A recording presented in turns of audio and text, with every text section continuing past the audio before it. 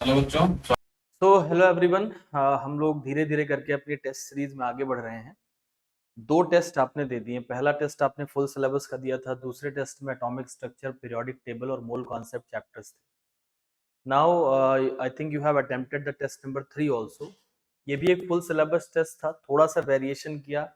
कह सकते हैं कि ये टेस्ट एक एवरेज टेस्ट था, मतलब इसको मैंने कठिन कहूंगा ना सरल कहूंगा। टेस्ट नंबर 2 को मैंने थोड़ा सा लेंदी बनाया था, क्योंकि कई बार पेपर तो हर तरीके से आ सकता है, तो पेपर बनाते समय इस बात का ध्यान रखते हैं कि कई बार अच्छा, मतलब थोड़ा वैसा पेपर बनाएं जो कि कम लेंदी रहे, कई बार थोड़ा ज्यादा लेंदी बनाते हैं। तो that's all about your practice. एक और बात है, इसके मार्क्स नहीं मैटर करेंगे।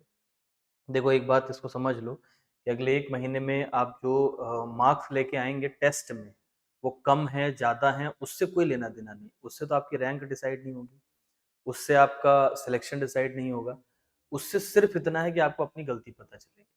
तो इट डजेंट मैटर आपके 20 नंबर भी आते हैं, तो कम से कम ये तो पता चला ना कि 180 में 160 नहीं आते हैं। टेस्ट ना देने का या फिर टेस्ट से अपने आप को बचाने का कोई लॉजिक नहीं है। तो अगर आपको मान लो आप इस लेवल पे हो कि आप वहां पे सिर्फ 5 सवाल कर पाए, तो आप बाकी के 40 सवाल को अच्छे से सीखो, पूरे वीडियो को ध्यान से देखो। अगर आप उतने कर पाए तो आप देखो कि क्या अप्रोच किया जा रहा है, कैसे किया जा रहा है। हो सकता है भाग्य आपके साथ हो, किस्मत आपको कुछ देना चाहती हो और इन्हीं सवालों के टाइप का सवाल वहां आपको मिल जाए। मे बी आपने साल भर पढ़ाई बहुत अच्छी नहीं भी करी, लेकिन इत्तेफाक ऐसा हुआ कि आपको इसी तरह के सवाल मिल गए और आपने इसको अच्छे से प्रिपेयर कर लिया और आपको नंबर अच्छे मिल गए and you got a college. तो किस्मत ने कब क्या डिसाइड कर रखा है, उसको डिनाई करने से कौन सा फायदा। कि मिलने वाला था और जरा सी मेहनत करनी थी। वो एक तुम लोगों ने यूट्यूब या फिर इंस्टा पे देखा होगा कि एक आदमी को वो ऐसे खोदता रहता है और हीरा जो है जस्ट जहां से वो रुक जाता है उसके जस्ट नीचे हीरा रहता है।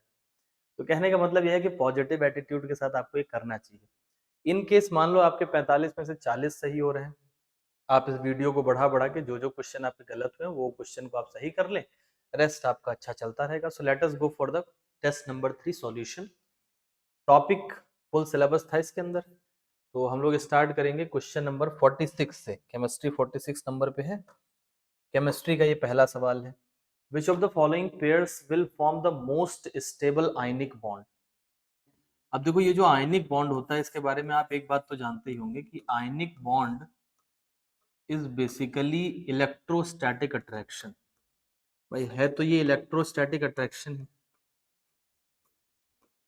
एक पॉजिटिव होता है और एक नेगेटिव होता है।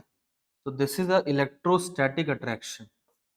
और इलेक्ट्रोस्टैटिक अट्रैक्शन जो है, अगर मैं उसका फॉर्मूला लिखूं कूलॉम्स लॉ के हिसाब से अगर लिखें, तो जो इलेक्ट्रोस्टैटिक फोर्स होता है that is K is equals to, sorry, force is equals to, law colour भी बदल ले इसी बहाने, है ना।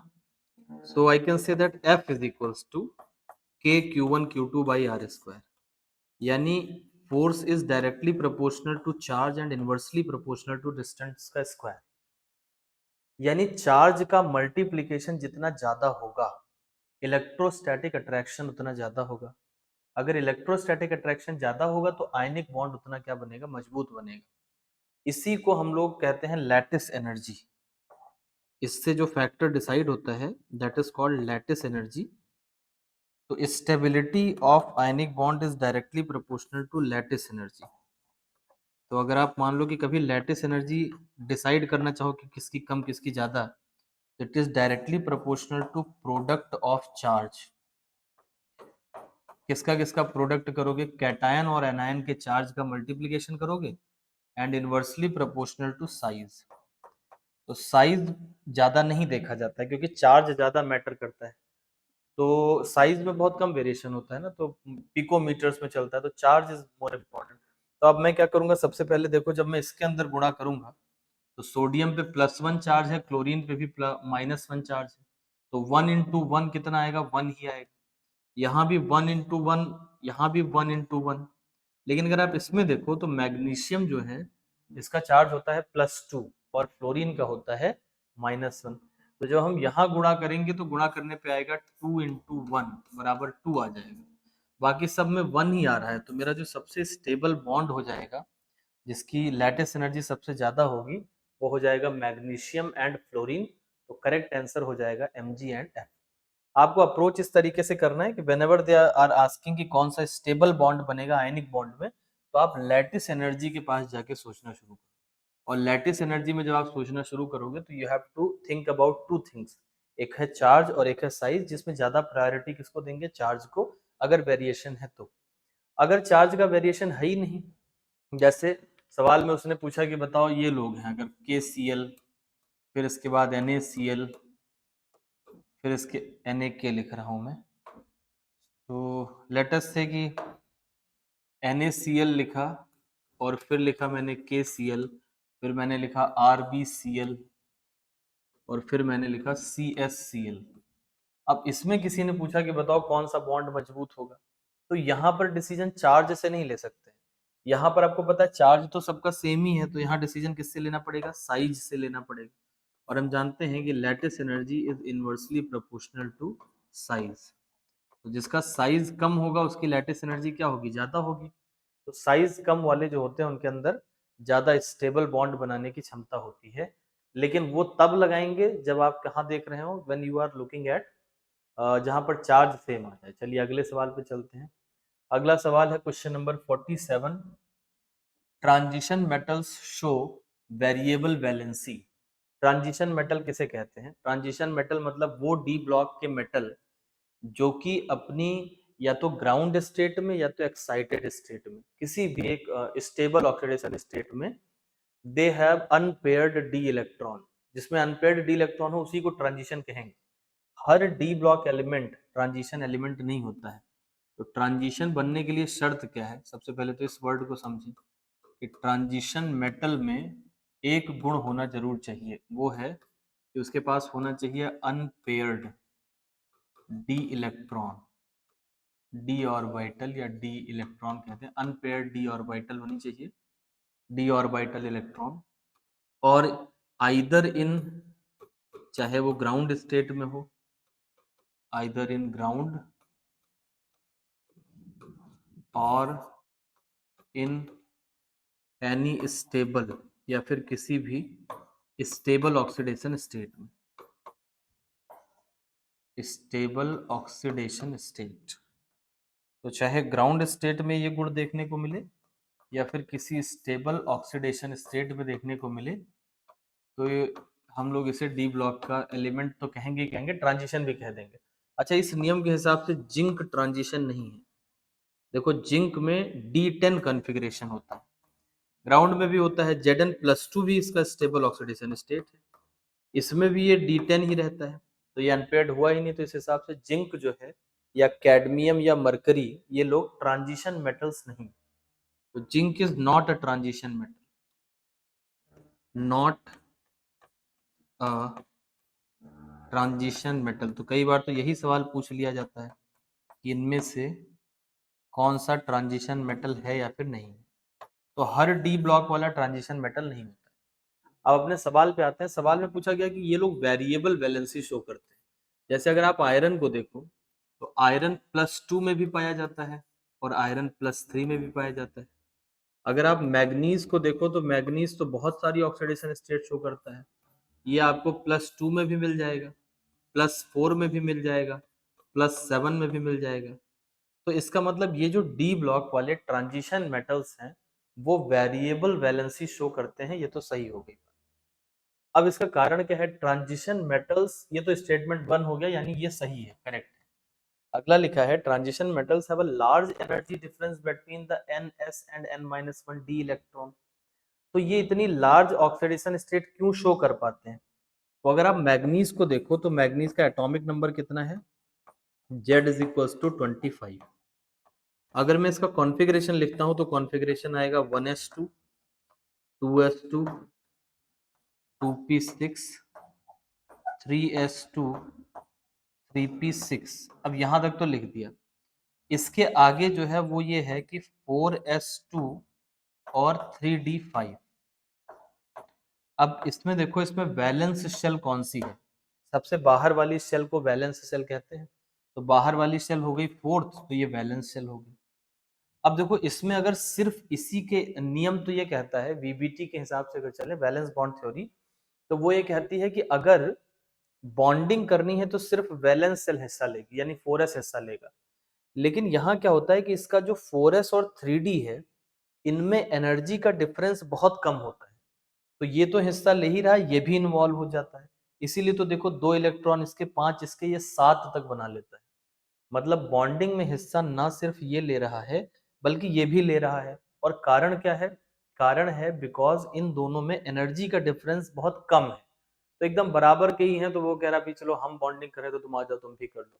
तो नॉर्मली तो सिर्फ nth सेल यानी वैलेंस सेल हिस्सा लेती है, बट डी ब्लॉक में n-1 भी हिस्सा ले सकता है। रीजन होता है because the energy difference between n माने सबसे बाहर वाला और ये है n-1d इज वेरी लेस। यहाँ क्या लिखा है? Transition metals have a large difference. क्या एनर्जी डिफरेंस लार्ज होता है बिटवीन ns2 एंड n-1d? तो ये बात गलत लिखी है। लार्ज डिफरेंस नहीं होता बल्कि स्मॉल डिफरेंस होता है। तो इसका मतलब स्टेटमेंट 1 सही है और स्टेटमेंट 2 जो है वो गलत है। Statement 1 is correct but statement 2 is incorrect. तो मैं थर्ड ऑप्शन टिक कर दूंगा। 1 करेक्ट हो गया, 2 इनकरेक्ट हो गया। अगले सवाल पे चलते हैं। ये एक असर्शन रीजन का सवाल है। इसमें कहा गया है कि जो फिनॉल होता है, इन केस ऑफ फिनॉल, तो अब फिनॉल जो है उसमें ब्रोमिनेशन कराना है। तो ये हमारे पास फिनॉल है। फिनॉल के अंदर अगर मैं ब्रोमिनेशन कराना चाहता हूँ तो मुझे रिएक्शन कराना पड़ेगा किससे? Br2 से। और आपको पता है जब ब्रोमिनेशन कराते हैं तो साथ में कोई लुइस एसिड लेना पड़ता है, जैसे FeBr2 ही ले लिया या AlCl3 ले लिया। तो दीज आर लुइस एसिड, ये लुइस एसिड है और इनकी जरूरत पड़ती है ब्रोमिनेशन कराने में। रीजन क्या है? जब ये लुइस एसिड है तो इनको लोन पेयर चाहिए, तो इसमें से एक लोन पेयर समेत इधर चला जाएगा तो इलेक्ट्रोफाइल जनरेट हो जाता है। लेकिन फिनॉल के साथ जब रिएक्शन कराते हैं तो फिनॉल जो है वो, इसका जो OH ग्रुप होता है, OH group of phenol, so you can see here this is OH group. ये OH ग्रुप जो है ये अपना इलेक्ट्रॉन जो इसके पास लोन पेयर है वो रिंग में भेज देता है। और जब ये अपना इलेक्ट्रॉन रिंग में भेज देगा OH, तो उसकी वजह से रिंग एक्टिवेट हो जाती है for the attack of electrophile. तो ये जो OH ग्रुप है it's a very good activator. ये क्या होता है? Activate the ring, activate the ring for attack of electrophile. Electrophile के अटैक के लिए एक्टिवेट कर देता है, रिंग को एक्टिवेट कर देता है इलेक्ट्रोफाइल के अटैक के लिए। OH ये काम कर देता है। तो अब अगर रिंग को ये अटैक करने के लिए एक्टिवेट कर देगा तो फिर क्या है? लुइस एसिड की जरूरत नहीं पड़ेगी। मतलब ये सपोर्ट सिस्टम फिर नहीं चाहिए होगा। तो जब आप फिनॉल का ब्रोमिनेशन करते हैं तो it takes place even in the absence of Lewis acid, where as bromination of benzene, अगर आप सादे बेंजीन का कर रहे हो तो it takes place in the presence of Lewis acid like FeBr3। FeBr3 जैसे लुइस एसिड की जरूरत पड़ती है।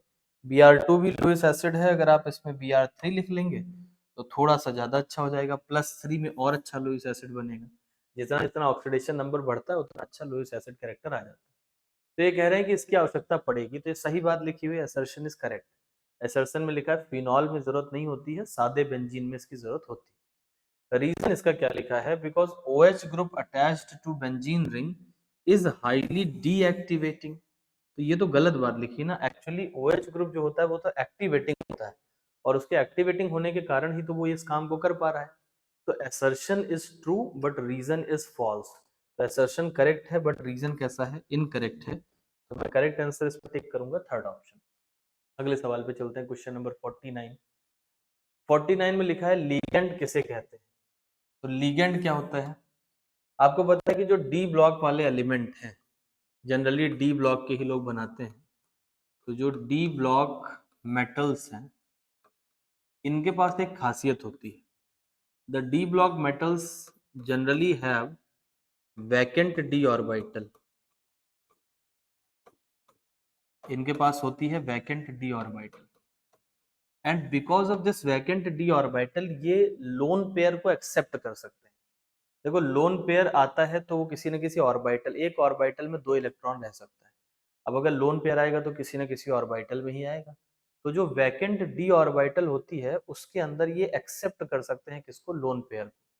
अच्छा, जो डोनर जो लोन पेयर लेके आता है तो ये इनके अंदर गुण क्या है, दे कैन एक्सेप्ट, इस गुण के कारण they can accept lone pair. अब अगर ये लोन पेयर एक्सेप्ट कर सकते हैं तो इनसे वो लोग जुड़ सकते हैं जिनके पास लोन पेयर प्रेजेंट हो, तो उनको हम लोग कहेंगे कि भाई वो लोग आके जुड़ सकते हैं। तो लोन पेयर किसके पास प्रेजेंट है उसको जरा देखें, तो जिनके पास लोन पेयर प्रेजेंट है यानी जो लोन पेयर को डोनेट कर सकते हैं। जैसे उदाहरण के लिए मैं देखूं NH3 अमोनिया, इनके पास लोन पेयर है। इसी तरीके से मैं देखूं CO, तो CO में कार्बन के पास लोन पेयर है, ऑक्सीजन के पास भी लोन पेयर है, लेकिन वो वाला डोनेट नहीं होता है, रीजन एक अलग है। इसके अलावा अगर मैं मान लो कि देखता हूं CN माइनस, तो CN माइनस के पास भी लोन पेयर है। इसके अलावा अगर मैं देखूं कि NH2 NH3 प्लस, इसको हाइड्राजीनियम बोलते हैं, तो इसके पास भी लोन पेयर इस वाले के पास अवेलेबल है, इधर वाले के पास नहीं है। तो मतलब ये सारे लोगों के पास क्या क्षमता है, they all can donate loan pair of electron. ये सभी लोग क्या कर सकते हैं, loan pair of electron donate कर सकते हैं। और जो लोग लोन पेयर ऑफ इलेक्ट्रॉन को डोनेट कर सकते हैं दे आर कॉल्ड, इन्हें कहा जाता है लीगेंड। तो इन सभी को मिला के हम लोग क्या बोलते हैं, लीगेंड बोलते हैं। अब आप यहाँ से खुद ही देख के समझ रहे होगे कि लीगेंड बनने के लिए एनायन भी हो सकता है, एनायन मतलब नेगेटिव चार्ज भी हो सकता है, न्यूट्रल मॉलिक्यूल भी लीगेंड बन सकता है, दो उदाहरण मैंने यहाँ पर लिखे हैं। इसके अलावा पॉजिटिव वाला भी यानी कैटायन टाइप का भी, वो भी लिगेंड बन सकता है। भाई एक साइड में पॉजिटिव है दूसरे साइड में नेगेटिव है तो कैटायन भी बन सकता है। तो इसमें एनायन ही सिर्फ होगा, कैटायन ही होगा, या मॉलिक्यूल होगा, या आयन या molecule linked by coordinate bond to a central atom और आयन। तो हम सारे को इंक्लूड करके अगर कोई ऑप्शन मिल रहा है, तीनों भी सही है लेकिन चौथा वाला ज्यादा सही ऑप्शन है ना, बेस्ट पॉसिबल ऑप्शन है। तो हम चार में से उसको नहीं चूज करते जो सही होता, हम उसको चूज करते हैं जो बेस्ट होता है। तो it is a better option, तो I will go with this one. अगले सवाल पे चलते हैं। Which alkene on ozonolysis gives CH3 CH2 CHO and acetone. अब देखो ये ओजोनोलिसिस का सवाल है। ओजोनोलिसिस को दोनों साइड से करना बहुत आसान है। अगर आपको कोई एल्कीन दे दे और कहे कि तुम बना के दिखाओ, तो आपको डबल बॉन्ड को तोड़ना रहता है। और अगर आपको इस तरीके का एल्डिहाइड कीटोन बना के दे दे तो आपको इन दोनों को जोड़ना रहता है। तो जरा इनको इस तरीके से लिखो, CH3 CH2 और अगला है CHO। CHO को लिखने का तरीका थोड़ा सा चेंज कर दो, इसको ऐसे डबल बॉन्ड O करके लिखो, CHO को डबल बॉन्ड O करके लिखो। अब इसके बाद जो दूसरा वाला मॉलिक्यूल ये बता रहे हैं, दूसरा वाला है एसीटोन। तो एसीटोन क्या होता है, CH3 होता है और उसके साथ जुड़ा होता है C डबल बॉन्ड O, और इधर एक और जुड़ा होता है CH3। तो कहने का मतलब जो दो टुकड़े दे रखे हैं उन दो टुकड़े को ऐसा सामने सामने लिखो कि ऑक्सीजन ऑक्सीजन सामने आ जाए। बाकी जो आपने कर रखा है वो देख ले, लेकिन ऐसा लिखो दोनों को कि दोनों के ऑक्सीजन आमने सामने आ जाए। और इसके बाद फिर जब आप वो करते हैं ना ओजोनोलिसिस, तो उस टाइम ऑक्सीजन को तोड़ते हैं। यहाँ पे आपको क्या करना है कि इन दोनों को जोड़ के मन ही मन में और ऑक्सीजन को गायब करके यहाँ डबल बॉन्ड बना दो। तो देखो अब कैसा बन जाएगा, C बनेगा, इसके बाद यहाँ पर डबल बॉन्ड बन जाएगा, इस डबल बॉन्ड के साथ यहाँ C रहेगा, और यहाँ देखो कितने CH3 लगे हैं, दो लगे हैं, तो we can write it CH3 whole twice, लिख सकते हैं। और इधर की तरफ देखो क्या लिखा हुआ है, C के बाद एक H लगा हुआ है और साथ में क्या है CH2 और उसके बगल में क्या है CH3। तो ये मेरा सही आंसर हो जाएगा इस एल्कीन को। अच्छा, इसका ओजोनोलिसिस करने को कहे तो ऑब्वियस सी बात है यहाँ से ऐसे तोड़ देना, और इधर भी O और इधर भी O, तो प्रोडक्ट भी बना सकते हो। तो जब ओजोनोलिसिस करने को कहे तो तोड़ के O जोड़ दो, और जब प्रोडक्ट देके पूछे तो दोनों O को सामने लाके जोड़ दो। तो यहाँ देखो करेक्ट ऑप्शन कौन सा हो जाएगा, किससे मैच कर रहा है, तो आई थिंक पहले वाले से ही मैच कर रहा है, फर्स्ट वाले से मैच कर रहा है। तो करेक्ट आंसर कौन सा हो जाएगा, first will be the correct answer. देखो पहले वाले से बिल्कुल मैच कर रहा है कि नहीं मैच, तो फिर ये पहला सही हो जाएगा। अगले पे चलते हैं। Which combination of quantum number n l m and s are not possible. तो मैंने इसका तरीका आपको पिछले पेपर में भी बताया था। अब देखो ये चीजें बार बार आ रही, मतलब इसकी संभावना ज्यादा है। यहां से देखना शुरू करा करो, पहला अगला वाला उससे छोटा होना चाहिए। नियम यह है कि अगला वाला उससे छोटा होना चाहिए। तो देखो यहाँ पर छोटा, यहाँ पर छोटा, अच्छा एक छोटा ही नहीं, कितना भी छोटा, बस छोटा होना चाहिए। एल कभी भी एन के बराबर नहीं हो सकता, ये लाइन पहले मन में लाया करो। यहाँ देखो दोनों बराबर हो गए तो ये पॉसिबल नहीं, मैंने तुरंत टिक कर दिया। तो सवाल लगाने के लिए आप पहले अपने दिमाग में क्या, नॉट पॉसिबल वाला कभी भी सवाल आए, नॉट पॉसिबल क्वांटम नंबर, तो सबसे पहले क्या चेक किया करो, स्टेप नंबर 1 पे ये चेक किया करो कि एल कॉमा एन से छोटा होना चाहिए, एल एन से छोटा होना चाहिए, बराबर नहीं हो सकता है। ये पहले स्टेप पर चेक किया करो। अगर चारों ऑप्शन में आपको ये दिख रहा है कि एल जो है वो एन से छोटा है, यानी एल और एन में कोई डिस्क्रिपेंसी नहीं है, तब आप दूसरे स्टेप पर जाया करो। अगर ऐसा ना मिले तो तब क्या देखा करो कि अगला वाला जो है एन और एम, ये दोनों आपस में बराबर हो सकते हैं अधिकतम, लेकिन एम कभी बड़ा नहीं हो सकता। यानी कि एम कॉमा एन के, एन नहीं सॉरी, एल के, एम एल के बराबर तो हो सकता है, बराबर हो सकता है,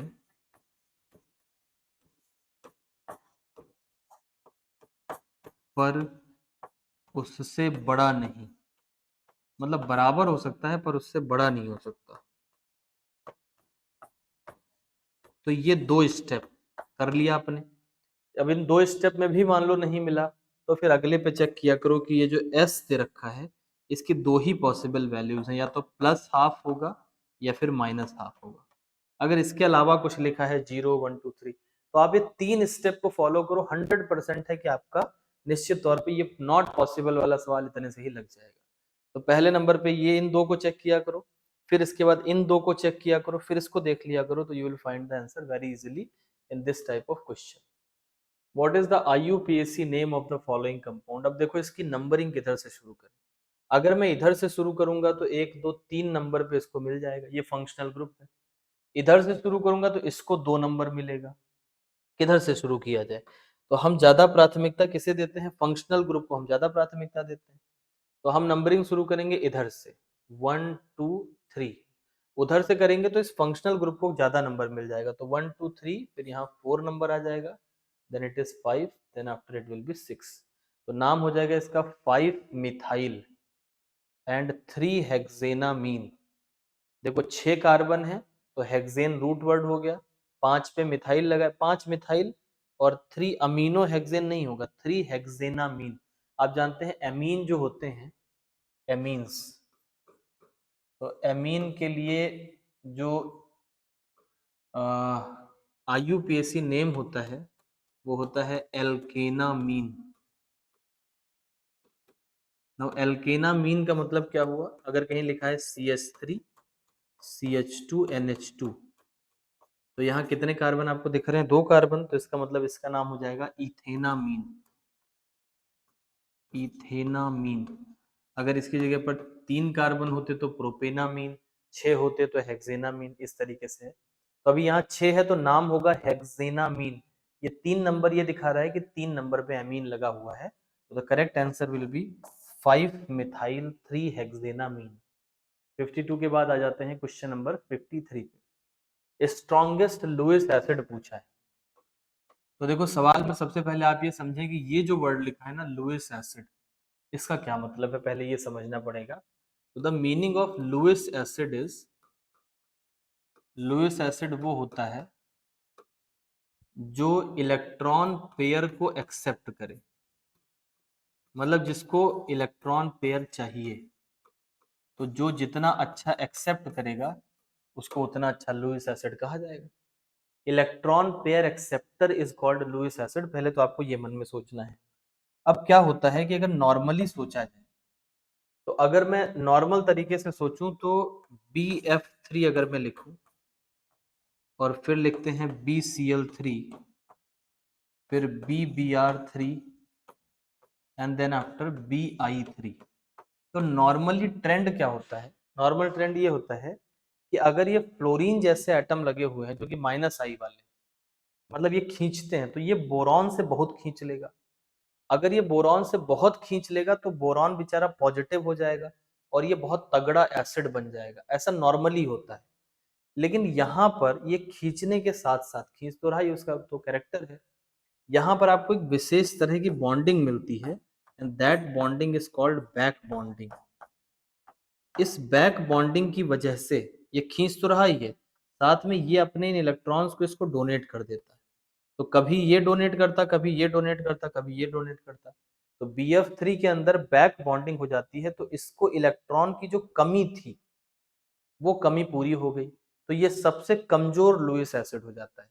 अगर हम फ्लोरीन के -I इफेक्ट के हिसाब से देखें तो जितना ज्यादा खींचने वाले लोग लगते हैं उतना ज्यादा एसिडिक स्ट्रेंथ बढ़ती है। आपने इसको उसमें पढ़ा होगा, किसमें? ऑर्गेनिक केमिस्ट्री में, कि acidic strength is directly proportional to, खींचने वाले लोग है ना, -I -M, ये लोग जब कहीं लगते हैं तो एसिडिक स्ट्रेंथ को बढ़ाते हैं। तो उस हिसाब से तो इसका ज्यादा होना चाहिए था, लेकिन यहाँ एक विशेष तरह की बॉन्डिंग है, उसको बोलते हैं बैक बॉन्डिंग। अब आप कहोगे कि सर बैक बॉन्डिंग तो इसके अंदर भी हो जाएगी, लेकिन इसके अंदर जो बैक बॉन्डिंग होगी वो बोरॉन का 2p ऑर्बिटल होगा और इसका 3p ऑर्बिटल होगा। तो इतनी अच्छी नहीं बन पाएगी, ये वाला और खराब होगा, 2p 4p हो जाएगा, उसके आगे 2p 5p हो जाएगा। तो यहाँ बहुत अच्छी बैक बॉन्डिंग है, इसलिए इलेक्ट्रॉन की कमी अब नहीं रह गई उतनी। अब अगर इलेक्ट्रॉन की कमी नहीं रह गई तो ये सबसे कमजोर लुईस एसिड हो जाएगा और एसिडिक स्ट्रेंथ इधर की तरफ बढ़ जाएगी। तो this is the order of Lewis acid character and very very important. ये एक एक्सेप्शनल ऑर्डर है, मतलब जो नॉर्मल ऑर्डर्स चलते हैं उनसे एक्सेप्शनल चलता है। और दूसरी बात यह है कि इसके अंदर आपको ये भी देखने को मिलेगा कि जिस तरफ ऑर्डर होना चाहिए उधर की तरफ नहीं है। और रीजन अगर आपसे पूछा जाए तो the reason is this type of special bonding, इसको बोलते हैं बैक बॉन्डिंग। और ये जो बैक बॉन्डिंग है वो BF3 के अंदर 2p पाई टाइप की बैक बॉन्डिंग है। तो अभी मेरा आंसर इसमें कौन सा हो जाएगा? BI3। And I would say कि इस सवाल को आप काफी अच्छे से याद रखें, क्योंकि इस तरह के सवाल जनरली पूछे जाते हैं और ये चूंकि एक्सेप्शनल ऑर्डर है तो ये आपसे कई बार पूछा जाएगा। अगले सवाल पे आते हैं, क्वेश्चन नंबर 54। 54 में कहा गया है कि एक सेल रिएक्शन है, तो मतलब इलेक्ट्रोकेमिस्ट्री का सवाल है, जिसमें 2 इलेक्ट्रॉन का चेंज है। तो देखो 2 इलेक्ट्रॉन का चेंज, इसका मतलब मुझे n बता दिया गया, n इज इक्वल्स टू 2 है। हमारे फॉर्मूले में या नर्स्ट इक्वेशन में जितने इलेक्ट्रॉन का चेंज आता है उसी को n बोलते हैं। Standard EMF of the cell is 0.295, यानी कि आपको E नॉट की भी वैल्यू दे दी गई, वो कितना है? 0.295। तो E नॉट भी मुझे मिल गया। टेम्परेचर दिया गया है 2 degree Celsius and equilibrium constant of the reaction at 25 degree Celsius. अच्छा, यहाँ 2 नहीं होना चाहिए, यहाँ पर 25 ही होना चाहिए ना। सेम ही टेम्परेचर पे पूछा जाएगा, 2 और 25 टेम्परेचर वेरी नहीं करेंगे तो वो टाइप करने में कम रहेगा होगा। तो the equilibrium constant of the reaction at 25 degree Celsius, तो मतलब आपसे के पूछा गया, दे आर आस्किंग KC। तो ये सवाल है। अब ये सवाल चूंकि कहाँ का है? इलेक्ट्रोकेमिस्ट्री का है। तो इलेक्ट्रोकेमिस्ट्री का है तो हम जरा नर्स्ट इक्वेशन को एक बार देख लें कि वो कैसी दिखती है नर्स्ट इक्वेशन, है ना। तो late us go for the Nernst equation. Nernst equation ये कहता है कि जो EMF ऑफ द सेल होता है it is equals to E not cell minus 0.059 divided by n, और यहाँ पर आता है लॉग, और यहाँ पर जो लिखते हैं वो लिखते हैं प्रोडक्ट का कंसंट्रेशन, और इस तरीके से ऐसे बना देते हैं, और यहाँ पर लिखते हैं रिएक्टेंट। मतलब ये समझ लो कि ये लॉ ऑफ मास एक्शन जैसे लिखते हैं, इक्विलिब्रियम चैप्टर में जैसे लिखा जाता है ना, पावर लगा लगा के, उसी तरीके से इसमें लिखा जाता है। तो this is about the Nernst equation.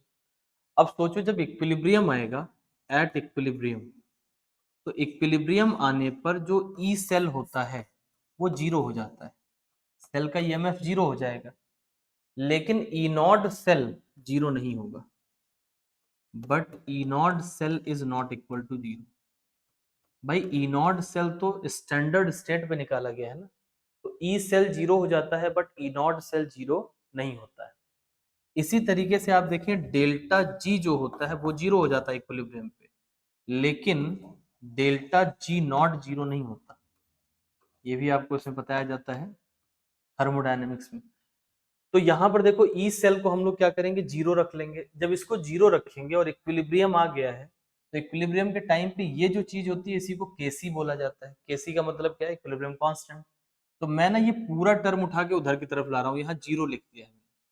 तो इधर पूरा टर्म लेके आएंगे तो क्या बचेगा, देखो इधर की तरफ मेरे पास आएगा 0.059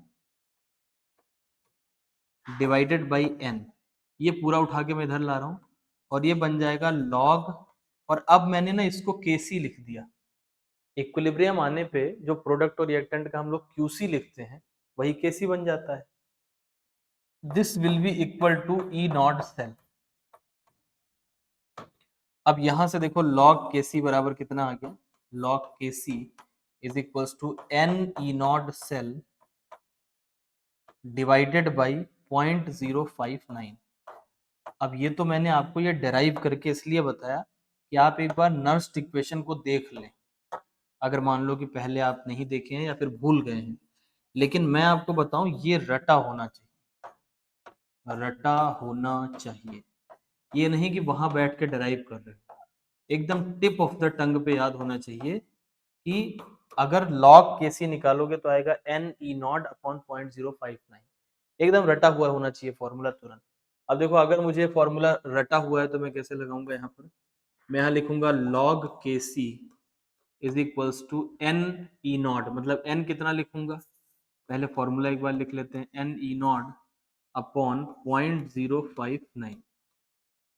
तो सबसे पहले यहाँ पर हम लोग लिखेंगे एन की वैल्यू है 2 इंटू ई नॉट कितना दिया है 0.295 डिवाइडेड बाई 0.059।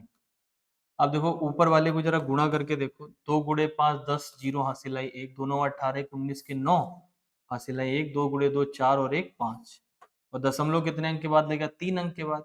तो 3 अंक का मतलब हो गया 1 2 3, तो ये बन गया 0.59 डिवाइडेड बाई 0.059। अब जरा आप देखो ये 10 से कटेगा तो ये 10 आ जाएगा हमारे पास टोटल। अब इससे मेरे पास log केसी बराबर कितना आ गया 10, लेकिन मुझसे log केसी तो पूछा नहीं गया था, मुझसे केसी पूछा गया था। तो यहाँ मुझे दोनों तरफ क्या लेना पड़ेगा, एंटी लॉग लेना पड़ेगा।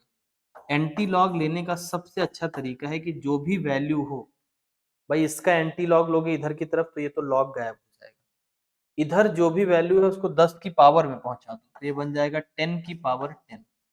This is the only way, है ना। तो ये मेरे पास केसी आ जाएगा। एंटी लॉग लेने के लिए जो सामने लिखा है, जैसे 2 का एंटी लॉग 10 की पावर 2, 5 का एंटी लॉग 10 की पावर 5, 9 का एंटी लॉग 10 की पावर 9। तो मेरा करेक्ट आंसर कौन सा हो जाएगा, third will be my correct answer in this question.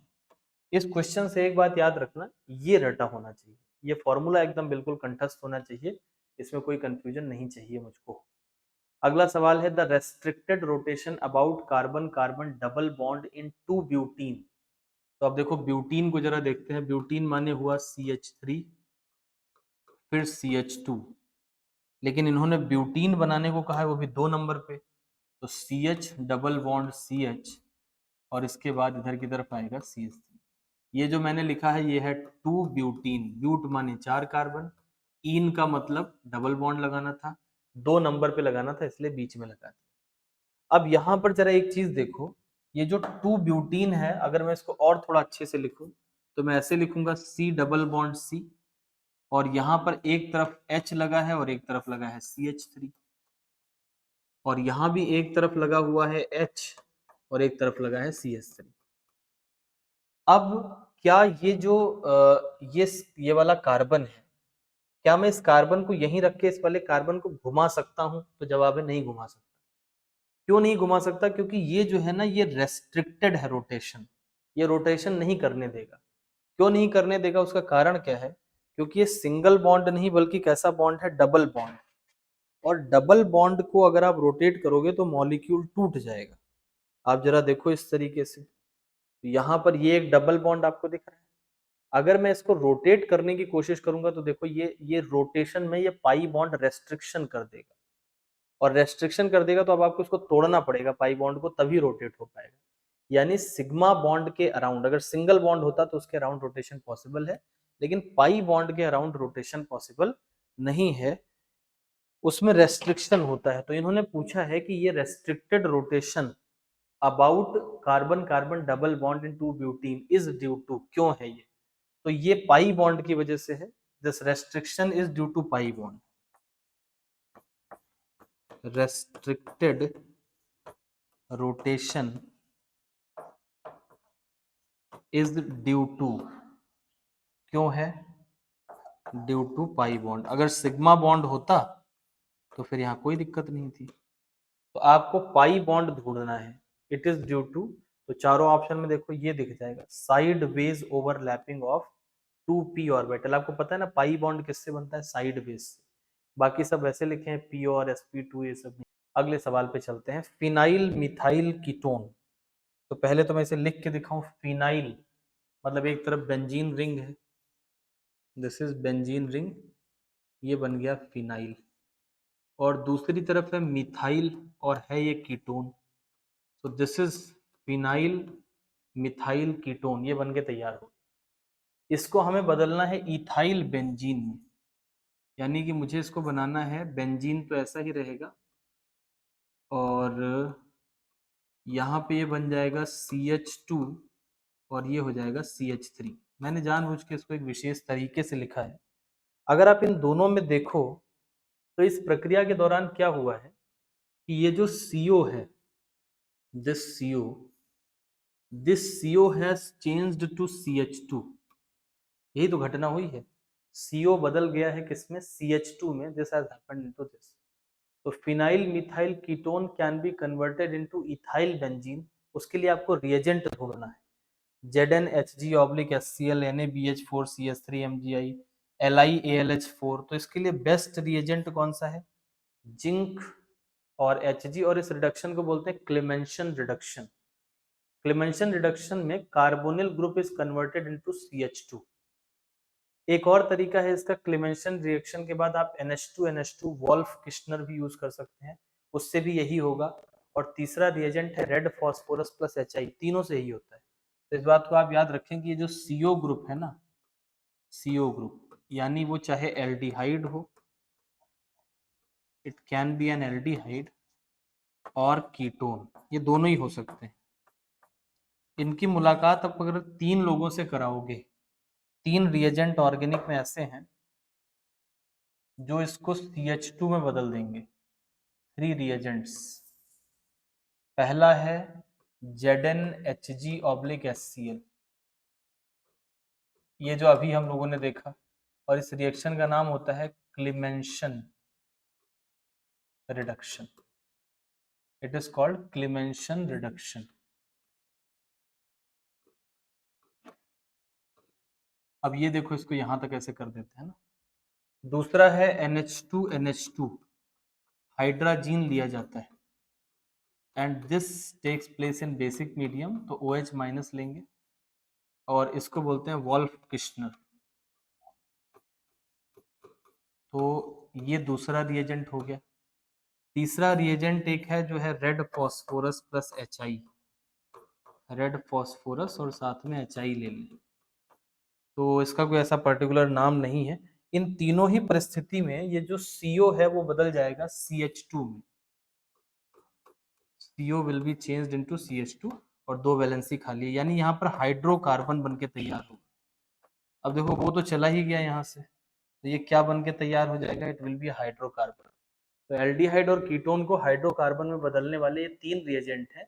एक एसिडिक मीडियम में काम करता है, एक बेसिक मीडियम में काम करता है, और एक ये तो रेड फॉस्फोरस प्लस HI है। HI it's a strong reducing agent, ये एक स्ट्रॉन्ग RA है। RA का फुल फॉर्म आप जानते हैं, रिड्यूसिंग एजेंट। तो ये तीनों ही एल्डिहाइड कीटोन ग्रुप को बदल देते हैं हाइड्रोकार्बन में, यानी जहां आपको CO दिख रहा हो वहां पे CH2 लगा देना। तो अभी मेरा आंसर कौन सा हो जाएगा? My answer will B ZnHg/HCl, ये सही करेक्ट आंसर हो जाएगा।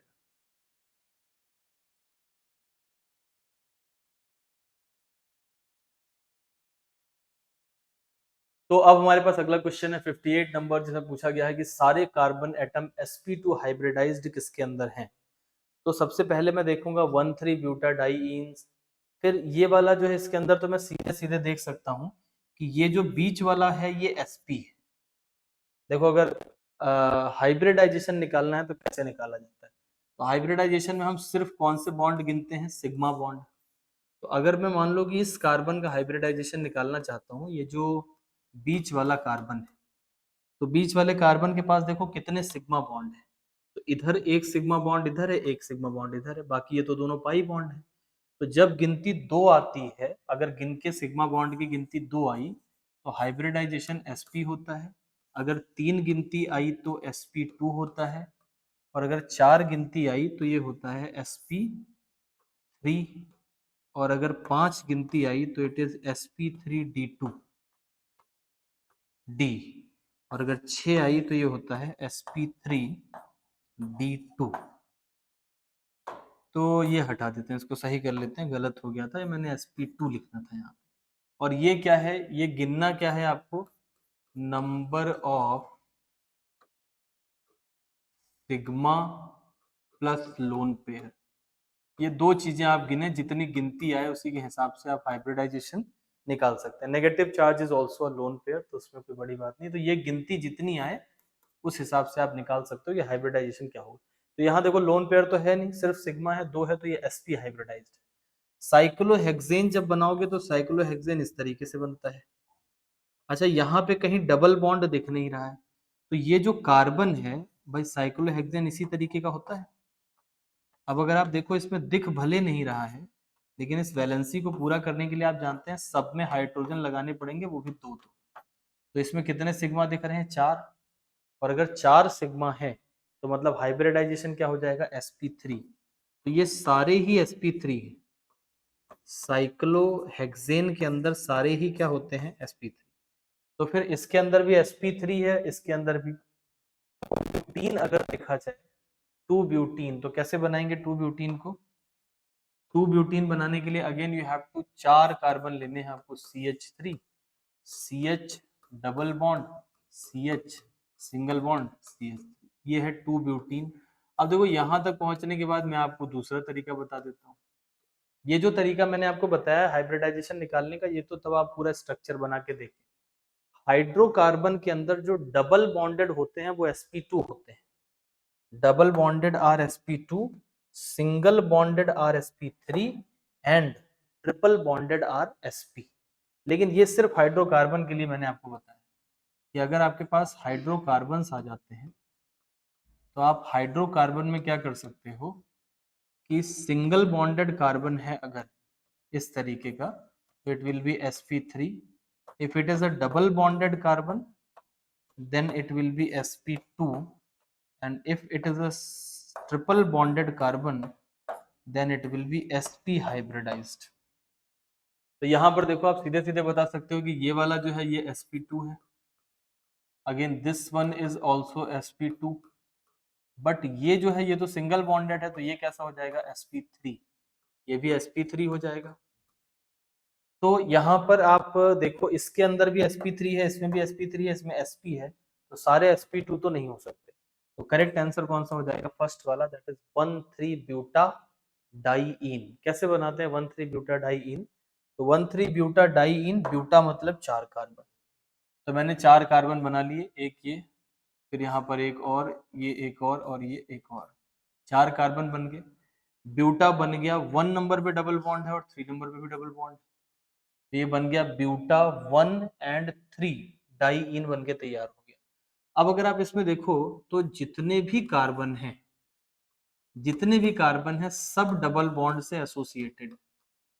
All the carbons are associated with the double bond, you can see at this place, ये भी डबल बॉन्ड से एसोसिएटेड है, ये भी डबल बॉन्ड से एसोसिएटेड है, ये भी डबल बॉन्ड इधर की तरफ से, इसको भी डबल बॉन्ड मिल रहा है, तो all of them are sp2 hybridised.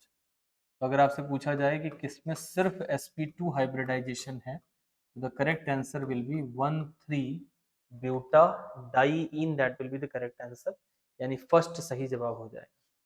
अच्छा, यहाँ sp वाले में एक और चीज लिखी जा सकती है भाई कि अगर C के साथ दोनों तरफ डबल बॉन्ड आ रहा है या फिर ट्रिपल बॉन्ड आ रहा है, तो that will be sp hybridize in this case. तो ये हमारे पास एक और हो गया। अब चलते हैं हम लोग अगले सवाल की तरफ। 60वां चल रहा है सर, अब 45 से शुरू होता है। पहले तो पीडी, हाँ वो फिर झंझट खत्म हो जाएगा, क्योंकि कल ही, हाँ अब पहले आके बैठ के करेक्शन ही किया है मैंने पीडीएफ में स्वयं अपने हाथ से पावर पॉइंट पे, फिर करेक्शन करने के बाद अभी तब स्टार्ट। तो अब पहले इसको करा मतलब सॉल्व कर लें सॉल्यूशन, फिर मैंने पेपर मंगवाया है नीचे, अभी इसमें लाल कलर से वो काट काट के देंगे फाइनली। तो अब आते हैं क्वेश्चन नंबर 59 पे। 59 में कहा गया है कि the electronegativity follows the order. तो आपको इलेक्ट्रोनेगेटिविटी का ऑर्डर बताना है। इलेक्ट्रोनेगेटिविटी के लिए आप एक ऑर्डर याद कर लें। सबसे ज्यादा इलेक्ट्रोनेगेटिविटी फ्लोरीन की होती है, फिर ऑक्सीजन आता है, फिर क्लोरीन आता है, फोकल एन, फिर बर्च आता है। बर्च का मतलब ब्रोमीन, कार्बन, हाइड्रोजन। अच्छा ये पता नहीं कैसे ये जितने लिखे हैं यहाँ पर, तो वो बहुत काम आ जाते हैं ऑर्गेनिक केमिस्ट्री में ऐसे, तो मैंने इसको अपने स्टूडेंट टाइम से याद रखा है। ये लिखा है फोकल और एन बर्च, ये करके मैंने याद किया था इसको, फोकल एंड बर्च। तो अभी आपका काम इसी से हो जाएगा। सबसे आगे आ जाएगा फ्लोरीन, फ्लोरीन के बाद आएगा ऑक्सीजन, ऑक्सीजन के बाद क्लोरीन, क्लोरीन के बाद आ जाएगा ब्रोमीन। तो करेक्ट आंसर हो जाएगा फर्स्ट ऑप्शन। इसको याद रखें। याद करने का तरीका, बर्च एक रिडक्शन भी होता है ऑर्गेनिक में, तो फोकल एंड बर्च करके आप इसको याद कर सकते हैं। What is the mass of one molecule of CO? तो देखो सबसे पहले ये समझो, और ये चीज जो मैं बताने जा रहा हूँ ये मुझे भी बहुत दिनों बाद समझ में आई थी स्टूडेंट लाइफ में। ये जो मॉलिक्यूलर वेट होता है, जैसे हम लोग बहुत सारे लोगों का मॉलिक्यूलर वेट याद करके रखते हैं, जैसे CO का याद रखा है, CO2 का याद रखा है। तो ये जो मॉलिक्यूलर वेट शब्द है ना, molecular weight, this molecular weight is actually, अगर ये ग्राम में लिखा हुआ है तो it is wait of one mole. ये एक मॉलिक्यूल का वेट नहीं होता, ये क्या होता है, वेट ऑफ वन मोल, एक मोल का होता है। तो जैसे अगर मैं पूछूं कि CO का मॉलिक्यूलर वेट कितना होता है, तो ऑब्वियसली आप बताएंगे कि CO का मॉलिक्यूलर वेट कैसे निकालेंगे। तो कार्बन का होता है 12, मैं इधर साइड में निकाल लेता हूँ। तो कार्बन का होता है 12 प्लस ऑक्सीजन का होता है 16। तो 16 और 12 अगर आप जोड़ोगे तो कितना आ जाएगा, इट विल बी 28। 16 12 28 आ जाएगा।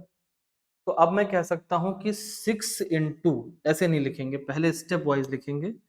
तो मैं कह सकता हूं कि एक मोल, वन मोल ऑफ CO का वेट कितना है, it is 28 gram.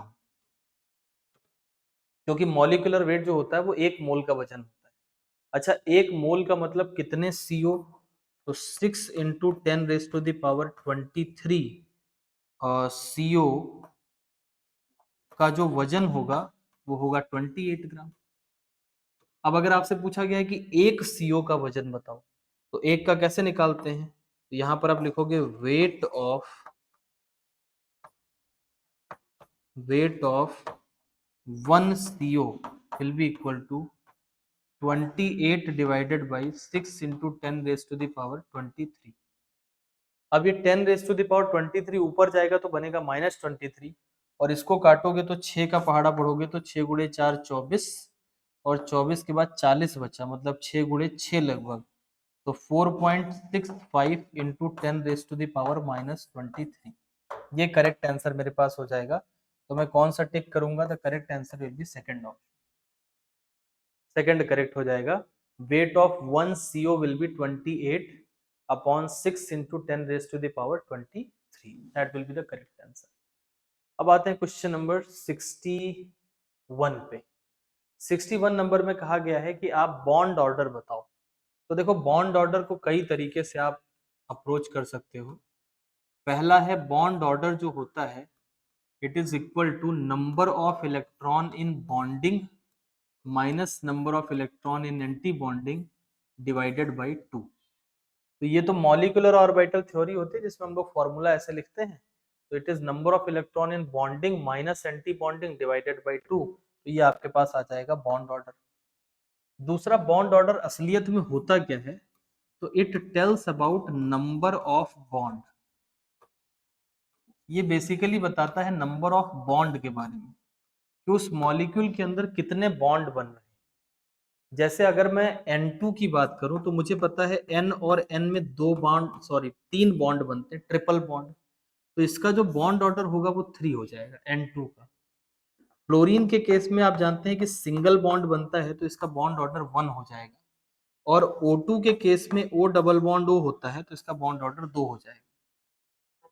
Hydrogen H2 के केस में बॉन्ड ऑर्डर 1 हो जाएगा बिकॉज सिंगल बॉन्ड बनता है। लेकिन अब यहाँ पर एक बहुत ही जरूरी बात है, वो ये है कि अगर आप इसमें देखें Ne2 लिखा हुआ है, नियॉन 2, तो आपको पता है नियॉन 2 डज नॉट एग्जिस्ट, ये एग्जिस्ट ही नहीं करता है। क्यों नहीं एग्जिस्ट करता है? क्योंकि नियॉन जो है वो तो नोबल गैस है, और नोबल गैस के अंदर ये क्या होता है कि वो किसी से बॉन्डिंग ही नहीं करते हैं, तो दो नियॉन तो कभी आपस में जुड़ेंगे नहीं। तो if Ne2 does not exist, तो मतलब Ne2 का जो बॉन्ड ऑर्डर होगा वो 0 हो जाएगा। Ne2 has a bond order of 0, यही लिख देते हैं वरना ये बाद में पीडीएफ में कंफ्यूजन करेगा। तो Ne2 का बॉन्ड ऑर्डर 0 हो जाएगा। Now you see that if I need to match all of these, तो मैं इनको आसानी से अब मैच कर सकता हूँ। कैसे कर सकता हूँ? Ne2 को मैं मिलाऊंगा 0 के साथ, N2 को मैं मिलाऊंगा 3 के साथ, F2 को मिलाएंगे 1 के साथ, और O2 को मिलाएंगे 2 के साथ। अब देख लेंगे इसमें A के साथ R आना चाहिए, और सौभाग्य से एक ही ऑप्शन में आ रहा है तो मैं उसको टिक कर दूंगा। बाकी भी चेक कर लेते हैं। B के साथ S आना चाहिए, C के साथ P आना चाहिए, और D के साथ Q आना चाहिए। तो करेक्ट आंसर 4th हो जाएगा। हालांकि एक ही मैच करने से मेरा काम यहाँ पर बन गया था। अगले नंबर पर आते हैं। CO plus half O2 gives CO2, तो डेल्टा H और डेल्टा E में क्या रिलेशनशिप करेक्ट है? तो डेल्टा H और डेल्टा E का जो फॉर्मूला होता है वो होता है delta H is equals to delta E plus delta NgRT। ये इनके दोनों के बीच में रिलेशन होता है। अगर आप इसमें देखें तो जो दोनों के बीच का रिलेशन है वो एक चीज पर डिपेंड करता है, वो है delta Ng। So it basically depend on delta Ng। Delta Ng क्या होता है? नंबर ऑफ गैस के मोल इन प्रोडक्ट अपॉन गैस के मोल इन रिएक्टेंट। तो आप प्रोडक्ट में गैस के मोल जोड़ लो और रिएक्टेंट में गैस के मोल जोड़ लो, घटा दो, तो डेल्टा Ng आ जाएगा। यहाँ पर एक बहुत ही विशेष बात है, ओनली गैस के मोल काउंट करने हैं, ये याद रखना। मतलब ये गलती नहीं करनी है कि आपने सबके मोल काउंट करे, ओनली गैस के मोल काउंट करने हैं, दूसरे वाले नहीं काउंट करने हैं, इसका ख्याल रखना। अब इसमें कंडीशन क्या क्या हो सकती है? हो सकता है कि आपका डेल्टा Ng जो है वो लेस देन 0 आ जाए, नेगेटिव आ जाए। कब नेगेटिव आएगा? जब रिएक्टेंट में मोल ज्यादा होंगे, प्रोडक्ट में कम होंगे। कम में से ज्यादा घटाओगे तो ऑब्वियसली नेगेटिव आएगा। तो if delta Ng is less then 0, तो यहाँ पर देखो अगर ये लेस देन 0 नेगेटिव आ गया तो ये यहाँ माइनस का चिन्ह आ जाएगा। तो उस केस में डेल्टा E में से कुछ घटेगा तब वो डेल्टा H के बराबर होगा, यानी डेल्टा E बड़ा है। आप खुद सोचो कि अगर डेल्टा E में से कुछ घट रहा है तब वो डेल्टा H के बराबर है, यानी डेल्टा E बड़ा है, यानी डेल्टा H छोटा है। तो इस केस में आप लिखोगे delta H is less than delta E।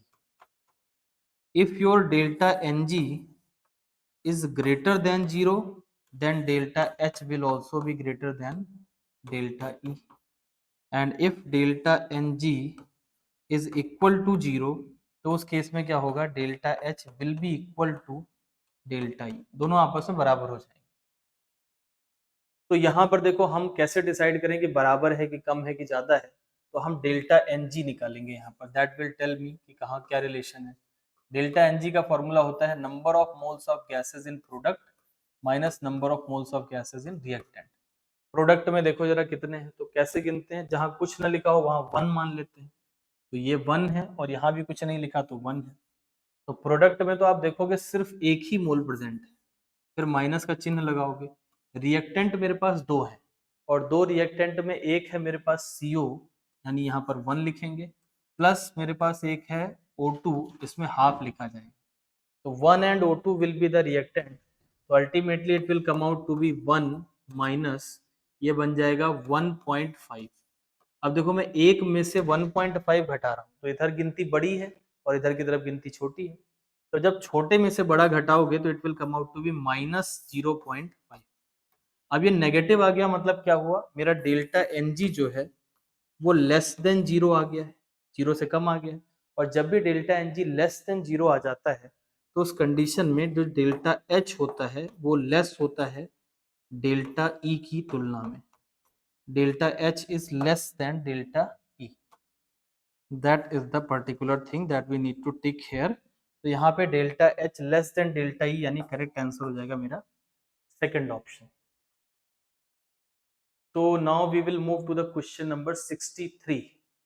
63 में कहा गया है which one of the following pair shows a positive deviation from Raoult's law. तो रॉबर्ट्स लॉ जो होता है उससे कौन पॉजिटिव डेविएशन शो करता है। देखो एक तो रॉबर्ट्स लॉ ये बताता है कि मतलब लॉ तो है ही है अपने पास पूरा, तो वो एक अलग मुद्दा है। बट अभी पॉजिटिव डेविएशन की अगर बात करें तो पॉजिटिव डेविएशन क्या होता है, पॉजिटिव डेविएशन तब शो होता है when there is a bad interaction. If the interaction is bad, bad मतलब अच्छा इंटरेक्शन नहीं है, तो उस केस में क्या होता है कि पॉजिटिव डेविएशन शो होता है। देखो पॉजिटिव डेविएशन का मतलब कि वेपर प्रेशर हमारे कैलकुलेशन के हिसाब से ज्यादा आ जाए, जितना हम सोच रहे हैं उससे ज्यादा आ जाए, तो that is called positive deviation. तो वेपर प्रेशर कब ज्यादा आएगा, जब मॉलिक्यूल्स के बीच में रिपल्सन हो रहा हो, एक दूसरे को पसंद ना करते। तो if there is a bad interaction then there will be a positive deviation. अब सोचो अगर बैड इंटरेक्शन है तो उसके लिए जो एग्जांपल एनसीईआरटी ने कोट किए हैं उसमें से एक एग्जांपल ये है जो एनसीईआरटी ने कोट करा है। क्या एग्जांपल है ये, इथेनॉल जो होता है वो आपस में किस बॉन्ड से जुड़े रहते हैं। तो इथेनॉल इथेनॉल के बीच में कौन सा बॉन्ड है, हाइड्रोजन बॉन्ड। तो कहने का मतलब ये अपनी जिंदगी में खुश है, एक इथेनॉल का दूसरे इथेनॉल बहुत अच्छा बॉन्ड है। अगर आपने इसके अंदर एसीटोन मिला दिया CH3 C double bond O और CH3, तो जब आप एसीटोन मिलाएंगे तो ये तो हाइड्रोजन बॉन्डिंग करने में उतना सक्षम है नहीं, ये अपने आपस में हाइड्रोजन बॉन्डिंग कर नहीं पाते हैं। तो जब आप इथेनॉल के अंदर एसीटोन मिलाते हैं तो ये दोनों मिलके क्या हो जाते हैं, बैड इंटरेक्शन शो करते हैं, पहले से बुरा इंटरेक्शन शो करने लगे।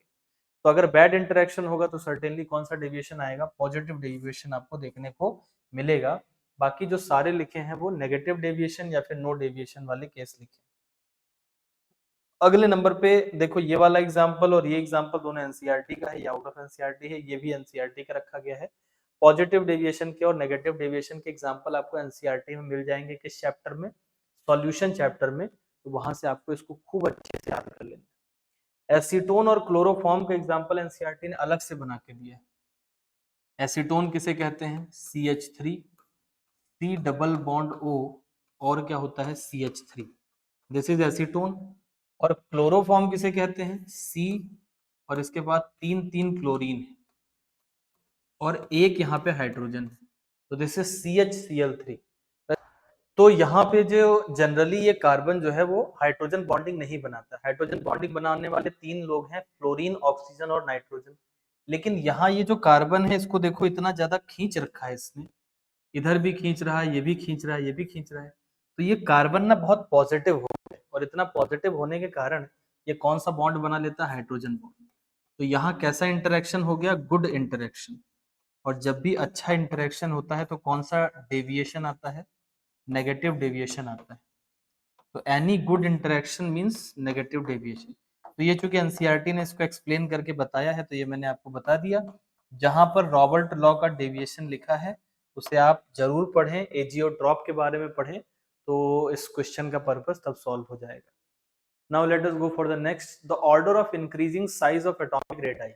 अब देखो जब भी कभी बच्चों इस तरीके का सवाल आए कि ऑर्डर में अरेंज करो, चाहे साइज का हो चाहे आयोनाइजेशन हो, तो सबसे पहले ग्रुप वाइज और पीरियड वाइज अरेंज कर लिया करो। जैसे इसमें देखो ऑक्सीजन, सल्फर, सेलेनियम ये तीनों एक ग्रुप के हैं, तो मैं पहले ऐसे लिखूंगा कि ये ऑक्सीजन फिर सल्फर फिर सेलेनियम, ये तीन एक ग्रुप के हो गए। और जो आर्सेनिक है वो दूसरे ग्रुप का है, तो ये वाला जो ग्रुप है ये कौन सा ग्रुप है, ग्रुप 16।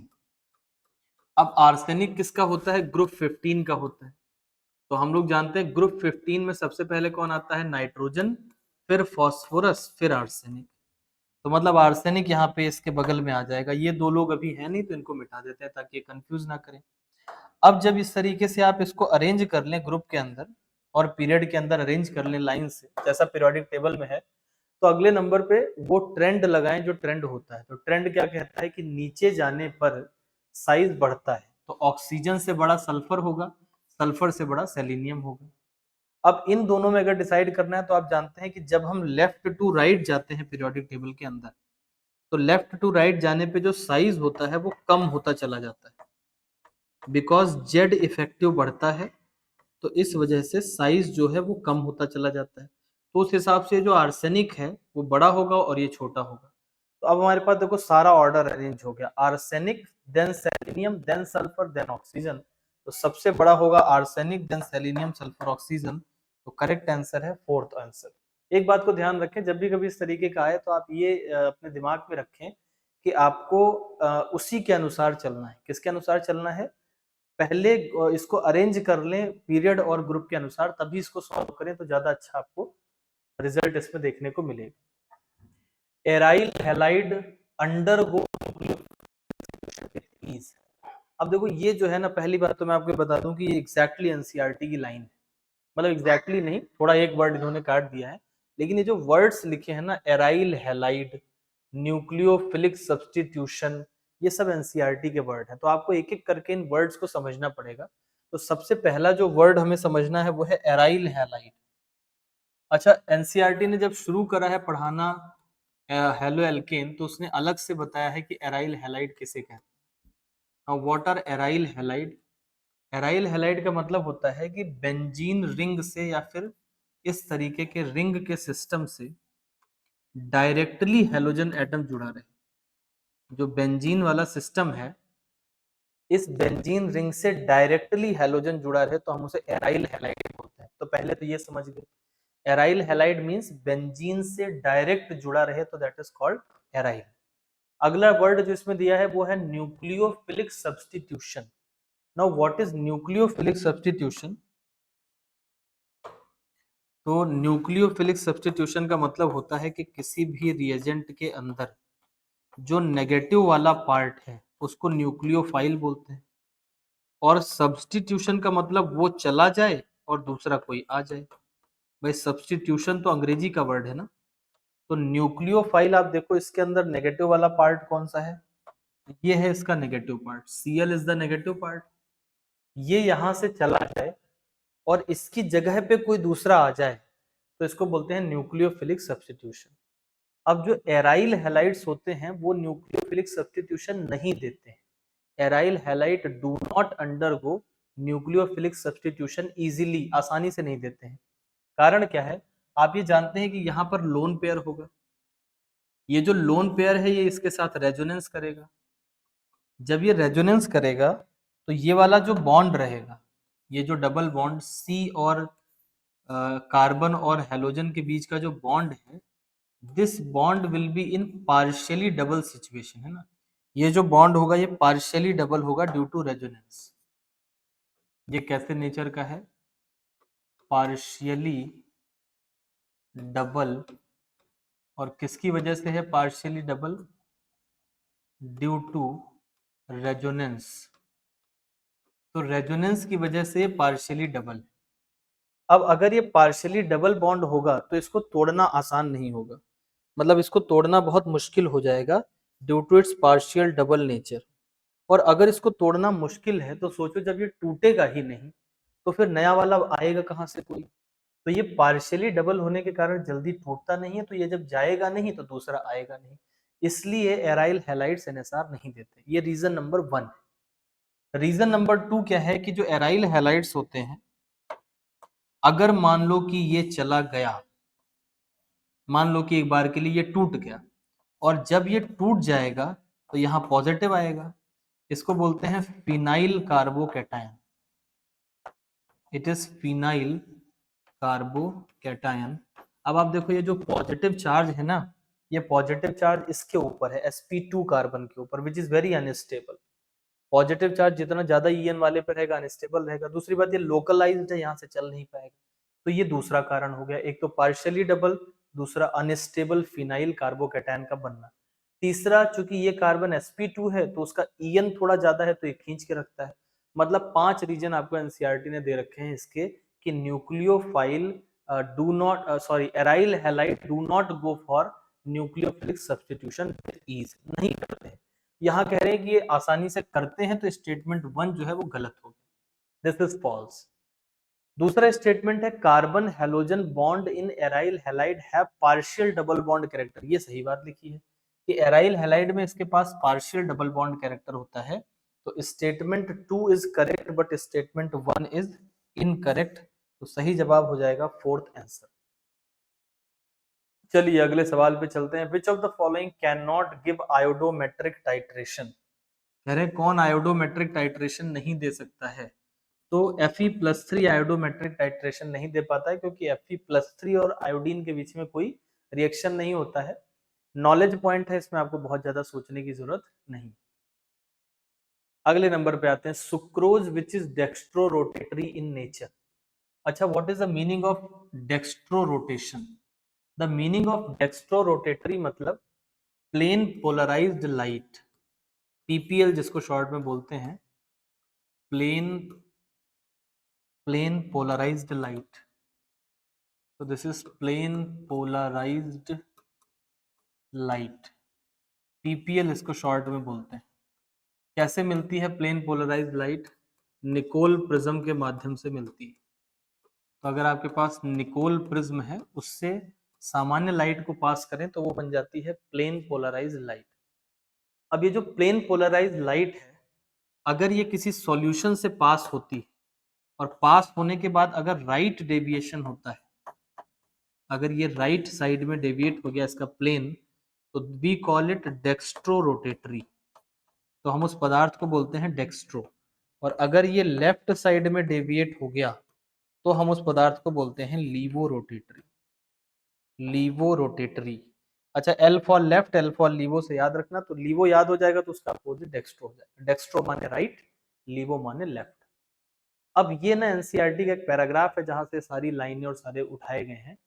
सुक्रोज जो होता है वो डेक्स्ट्रो रोटेटरी होता है, और जब इसकी हाइड्रोलिसिस की जाती है तो सुक्रोज की हाइड्रोलिसिस, ये है सुक्रोज, और जब इसकी हाइड्रोलिसिस करेंगे, आफ्टर हाइड्रोलिसिस, हाइड्रोलिसिस मतलब पानी की मदद से तोड़ना, तो ये बनेगा ग्लूकोज और साथ में बनेगा फ्रक्टोज।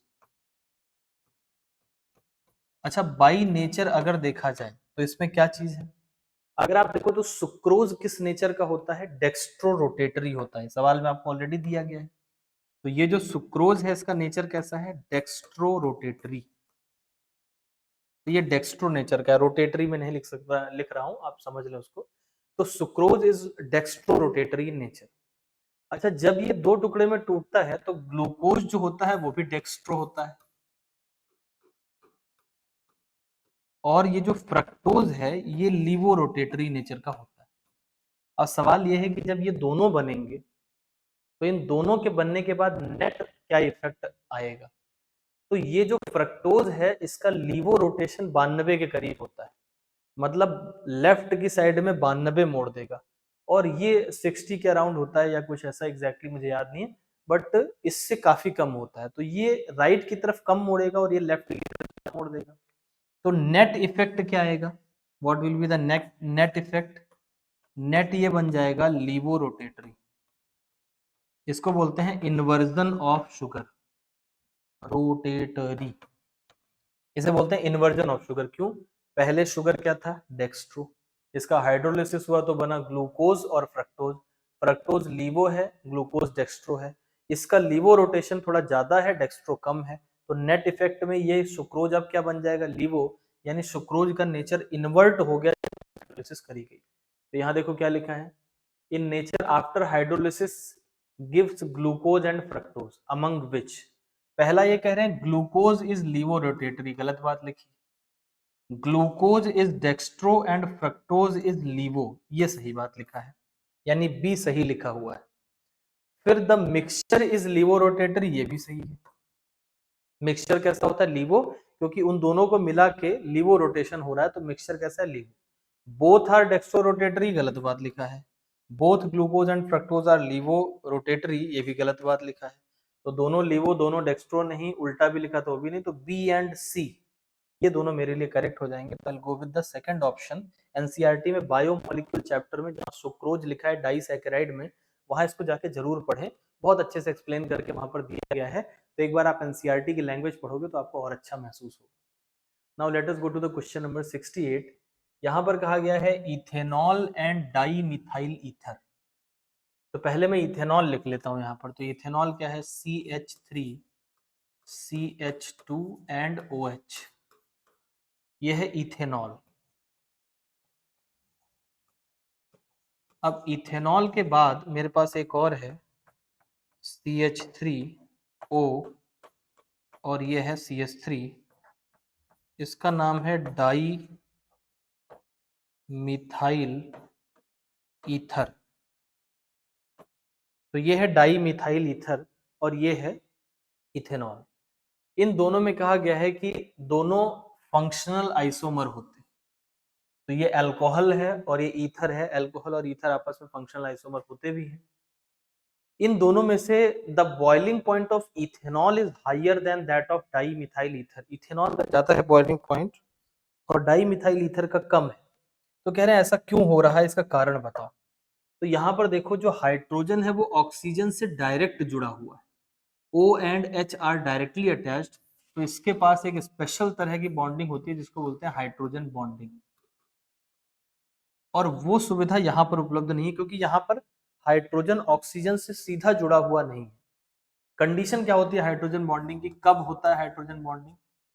तो condition for hydrogen bonding, condition for hydrogen bonding ये है कि H must be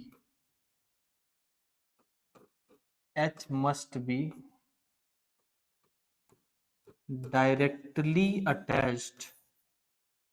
H सीधा सीधा जुड़ा होना चाहिए attached to high EN atom, high electronegativity eta atom से सीधे जुड़ा होना चाहिए, डायरेक्ट अटैचमेंट होना चाहिए।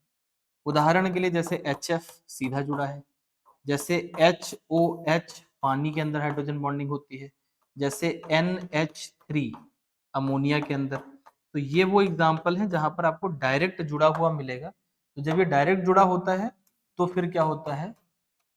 Then you can see hydrogen bonding. कुछ अपवाद हैं जिसमें से एक अभी क्लोरोफॉर्म वाला हम लोगों ने बनाया ही था। तो यहाँ पर आप देखें कि इसके अंदर हाइड्रोजन बॉन्डिंग है, इसके अंदर नहीं है। तो क्यों होता है ज्यादा? Because of hydrogen bonding in ethanol. तो करेक्ट आंसर 1 हो जाएगा। क्वेश्चन नंबर चलते हैं 69 नंबर क्वेश्चन पे। According to Bohr's theory the angular momentum. तो एंगुलर मोमेंटम का फॉर्मूला अगर आपको पता है तो आपको ये सवाल बहुत ही आसान लगेगा। एंगुलर मोमेंटम, तो बोहर ने कहा था कि angular momentum is an integral multiple of h/2 pi. Integral multiple n times होता है। तो किसके लिए कह रहे हैं? फॉर फिफ्थ ऑर्बिट आप निकालना चाहते हैं, फॉर फिफ्थ ऑर्बिट। तो बस n की जगह पे क्या लिखना है? 5 लिखना है। तो ये बन जाएगा 5h/2 पाई, या इसे लिख सकते हैं 2.5h/पाई, जो भी ऑप्शन में लिखा हो। 5h/2 पाई तो नहीं दिख रहा है, बट 2.5h/पाई दिख रहा है, तो मैं करेक्ट टिक कर दूंगा सेकंड को। एंगुलर मोमेंटम इंटीग्रल मल्टीपल होता है h/2 पाई का। इसको बोलते हैं quantization. It is quantized also. अगर कोई n के मल्टीपल में आ रहा है तो हम बोलते हैं कि वो क्वांटाइज्ड है। जैसे चार्ज क्वांटाइज होता है, Q = NE। यहाँ पर भी ये क्या है? Angular momentum is quantized. Question number 70 पे आते हैं। अगर एसिटल्डिहाइड रिएक्ट करे किसके साथ? अल्कोहल के साथ, तो क्या प्रोड्यूस करेगा? तो एसिटल्डिहाइड यानी CH3 C double bond O और यहाँ पे क्या है? H। This is acetaldehyde. इसका रिएक्शन किसी भी अल्कोहल के साथ कराएं यानी ROH, तो आपको पता है कि इनका जो नेचुरल रिएक्शन होता है, इनका जो कैरेक्टरिस्टिक रिएक्शन है वो होता है nucleophilic addition. Nucleophilic addition reaction.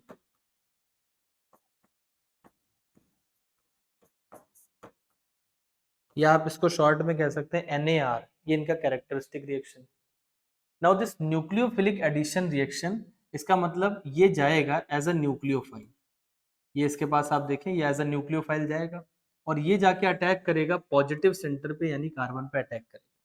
तो सबसे पहले क्या होता है, फर्स्ट स्टेप पे जो बनता है वो क्या बन के तैयार होता है, स्टेप 1 पे पहला जो बन के तैयार होगा वो होगा CH3, और यहाँ पर C है, यहाँ H है।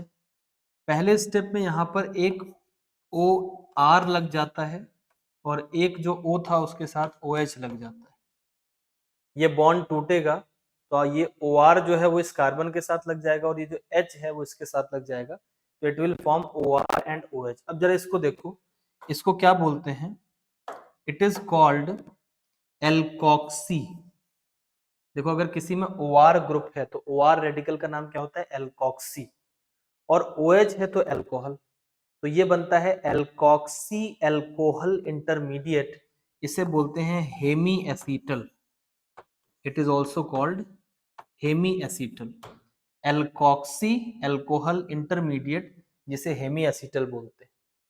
अब अगले नंबर पे क्या होगा कि एक और मॉलिक्यूल आके उसके ऊपर काम करेगा, एक OR और काम करेगा इसके ऊपर, यानी एक और ROH लगेगा, और इस बार जो बन के तैयार होगा वो क्या तैयार होगा, CH3, और यहाँ C है, यहाँ पे ऑलरेडी H लगा है, इधर भी OR है और इधर भी क्या हो जाएगा, OR हो जाएगा। ये जो OH था ये रिप्लेस हो गया, इसकी जगह पे OR आ गया। इसको बोलते हैं जेम, क्योंकि एक ही कार्बन पे लगा हुआ है, और dialkoxy, gem dialkoxy alcohol. तो ये जेम डाई एल्कोक्सी जब बन जाएगा then it is called acetal. अब इसका नाम क्या हो गया, एसीटल हो गया। तो जेम डाई एल्कोक्सी बन गया और नीचे बन गया एल्कोक्सी अल्कोहल। तो इसमें करेक्ट आंसर हो जाएगा बोथ 1 और 2। ये इंटरमीडिएट के रूप में बनता है और ये तो फाइनल प्रोडक्ट ही है जेम डाई एल्कोक्सी। तो वैसे इसको अल्कोहल कहना मुझे लग रहा है कि उचित नहीं होगा, क्योंकि OH ग्रुप इसके अंदर प्रेजेंट नहीं है, तो इसको जेम डाई एल्कोक्सी कहना ही सही रहेगा। आई थिंक ये भी मिसप्रिंटेड है, तो ये जेम डाई एल्कोक्सी एल्केन हो जाएगा या हाइड्रोकार्बन ऐसे करके बनेगा। So now let us go to the next question. तो क्वेश्चन नंबर 71 पे आते हैं हम लोग। इसमें कहा गया which one of the following is an outer orbital complex. Outer orbital complex इसमें से कौन सा है, एक तो ये पहचानना है, और दूसरा जो पैरामैग्नेटिक बिहेवियर भी शो कर रहा हो। तो आउटर ऑर्बिटल कॉम्प्लेक्स कौन बनाएगा, जिसमें इनर ऑर्बिटल कॉम्प्लेक्स बनाने की क्षमता नहीं होगी। अब जरा इसको देखो, जिंक जो है, ऐसे पहचानना शुरू करो, जिंक जो है उसका कॉन्फ़िगरेशन क्या होता है, 4s2 3d10। 3d10 का मतलब D पूरा भरा हुआ है। अब अगर D पूरा भरा हुआ है 3D, तो ये जो भी अमोनिया आएगा वो आगे की ही ऑर्बिटल में आएगा।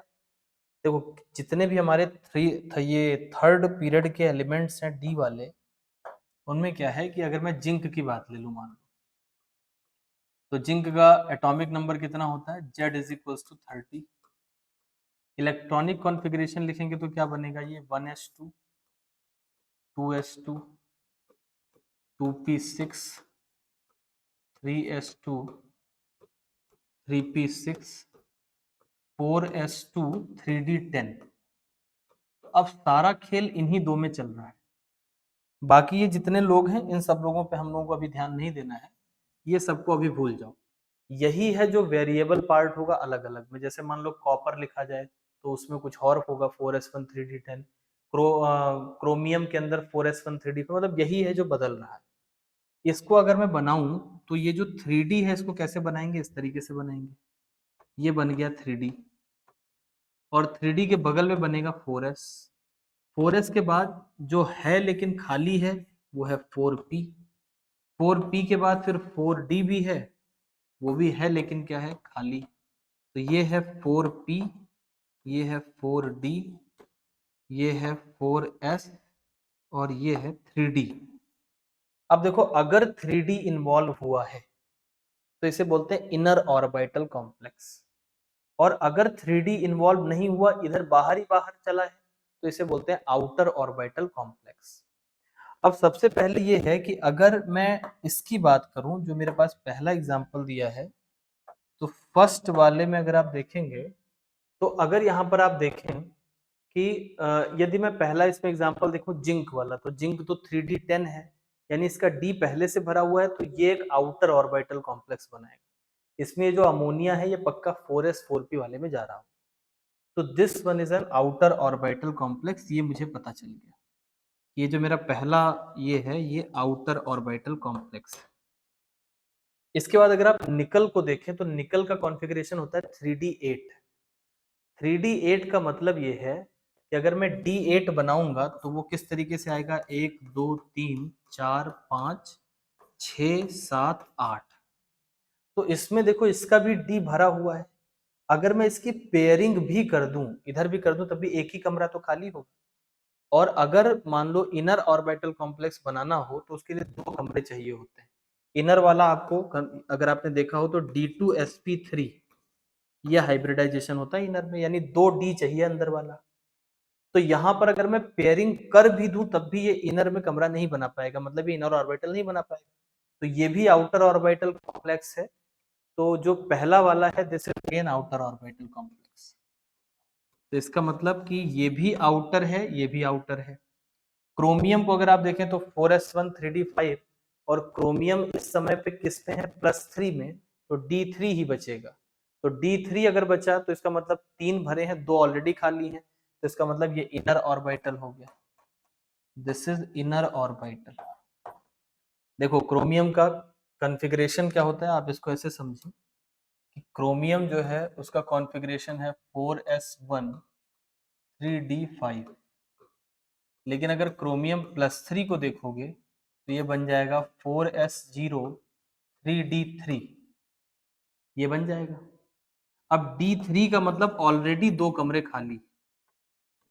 d3 का मतलब ये हुआ कि एक इलेक्ट्रॉन यहाँ, एक यहाँ, एक यहाँ, दो ऑलरेडी खाली है। तो ये तो 100% है, कैसा बनाएगा, इनर ऑर्बिटल कॉम्प्लेक्स बनाएगा। कोबाल्ट का कॉन्फ़िगरेशन होता है 4s2 3d7, और जब इसको +3 में रखोगे तो नॉर्मली कोबाल्ट का नॉर्मल कॉन्फ़िगरेशन क्या है, 4s2 3d7। अभी जो कोबाल्ट दिखाया गया है वो +3 में है, तो ये बन जाएगा 4s0 3d6। अच्छा d6 की खासियत क्या है, देखो 6 इलेक्ट्रॉन है टोटल, यहाँ पर मेरे पास 6 इलेक्ट्रॉन भरने हैं, तो 1 2 3 4 5 और 6 ऐसे हैं। लेकिन अगर मैं इसमें पेयरिंग कर दूं तो दो कमरे खाली हो जाएंगे। आप देखो जब इसमें पेयरिंग कर दी जाएगी तो after pairing we will get, ये मान लो मैंने इसका पेयरिंग कर दिया, तो पेयरिंग करने के बाद क्या होगा, यहाँ पर दो इधर, दो इधर, दो इधर, d6 बन गया, मुझे दो मिल गए खाली। और अमोनिया एक स्ट्रॉन्ग फील्ड लिगेंड है, वो पेयरिंग कराता है। अब आप अपने मन से ये पूछना कि d7 में पेयरिंग क्यों नहीं करवाया उसने निकल में, क्योंकि अगर पेयरिंग करवा भी ले तब भी एक ही कमरा खाली हो, तो उससे कोई फायदा उसको होना नहीं है। तो कुल मिला के कहने का मतलब इसमें दो ऐसे हैं जो आउटर हैं, दो ऐसे हैं जो इनर हैं, ये तो पता चल गया। क्योंकि मुझे इनर वाले सर्च करने हैं, this is again inner, sorry मुझे आउटर ऑर्बिटल कॉम्प्लेक्स ढूंढना है, तो इसलिए मैं इन दो को तो अपने ऑप्शन से हटा दूं। अब मुझे आउटर तो होना ही चाहिए, साथ ही साथ पैरामैग्नेटिक होना चाहिए। तो what is the meaning of paramagnetic, तो एक तो इन्होंने शर्त ये बताई कि आउटर हो, और दूसरी शर्त ये बताई कि पैरामैग्नेटिक। तो the meaning of paramagnetic is इसके पास अनपेयर्ड इलेक्ट्रॉन होना चाहिए, अनपेयर्ड इलेक्ट्रॉन। अब अगर आपको याद हो तो इसके अंदर तो D10 चल रहा था, सारे पेयर्ड थे, और D7 में अगर आप देखोगे तो अभी मैंने इसका चित्र बनाया था D7 का, तो यहाँ पर देखो D7 में क्या है, दो अनपेयर्ड इलेक्ट्रॉन भी प्रेजेंट है।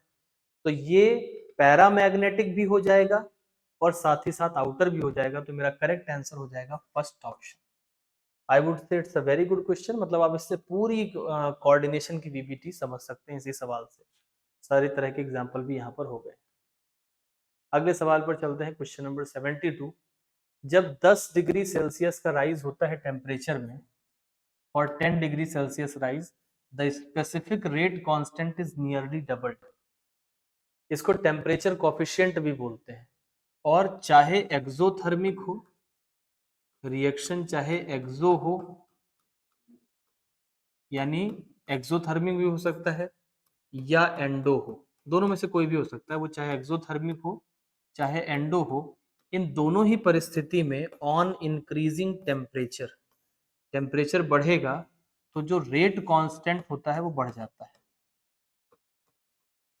अगर रेट कांस्टेंट बढ़ जाएगा तो क्या होगा, रेट कांस्टेंट के बढ़ने से रेट ऑफ रिएक्शन भी बढ़ जाता है। और हर 10 डिग्री सेल्सियस के राइज पर रेट कांस्टेंट जो है वो लगभग डबल हो जाता है, और इसी को बोलते हैं टेम्परेचर कोफिशिएंट। तो it is also called temperature coefficient. तो ये पहला जो असर्शन लिखा है वो तो सही लिखा है कि after 10 degree Celsius rise the specific rate constant is nearly double. अगला लिखा है कि जब आप टेम्परेचर बढ़ाते हो तो energy wise distribution of molecule in a gas function of temperature. अब एनर्जी वाइज डिस्ट्रीब्यूशन का मतलब क्या है, अगर मैं एक गैस ले लेता हूं, मान लो इसके अंदर मैंने गैस भर रखी है, तो इस गैस में कितने मॉलिक्यूल होंगे जो 10 जूल वाले होंगे, कितने होंगे जो 5 जूल वाले होंगे, कितने होंगे जो 2 जूल वाले होंगे, यानी क्या डिस्ट्रीब्यूशन है मॉलिक्यूल का, ये टेम्परेचर का फंक्शन होता है या टेम्परेचर पर डिपेंड करता है। तो इस बात को मैक्सवेल एनर्जी डिस्ट्रीब्यूशन कर्व बोलते हैं, और वो कर्व ये बताता है, इस तरीके का कर्व होता है। और आप जानते हैं जब टेम्परेचर बढ़ाया जाता है तो ये कर्व और लेट जाता है, उधर की तरफ चला जाता है, यानी नंबर ऑफ एक्टिवेटेड मॉलिक्यूल बढ़ जाते हैं। तो इसका मतलब ये जो डिस्ट्रीब्यूशन है वो टेम्परेचर का फंक्शन है, ये बात भी सही लिखी है। लेकिन क्या यही इस बात का कारण है, ये आपको सोचना पड़ेगा।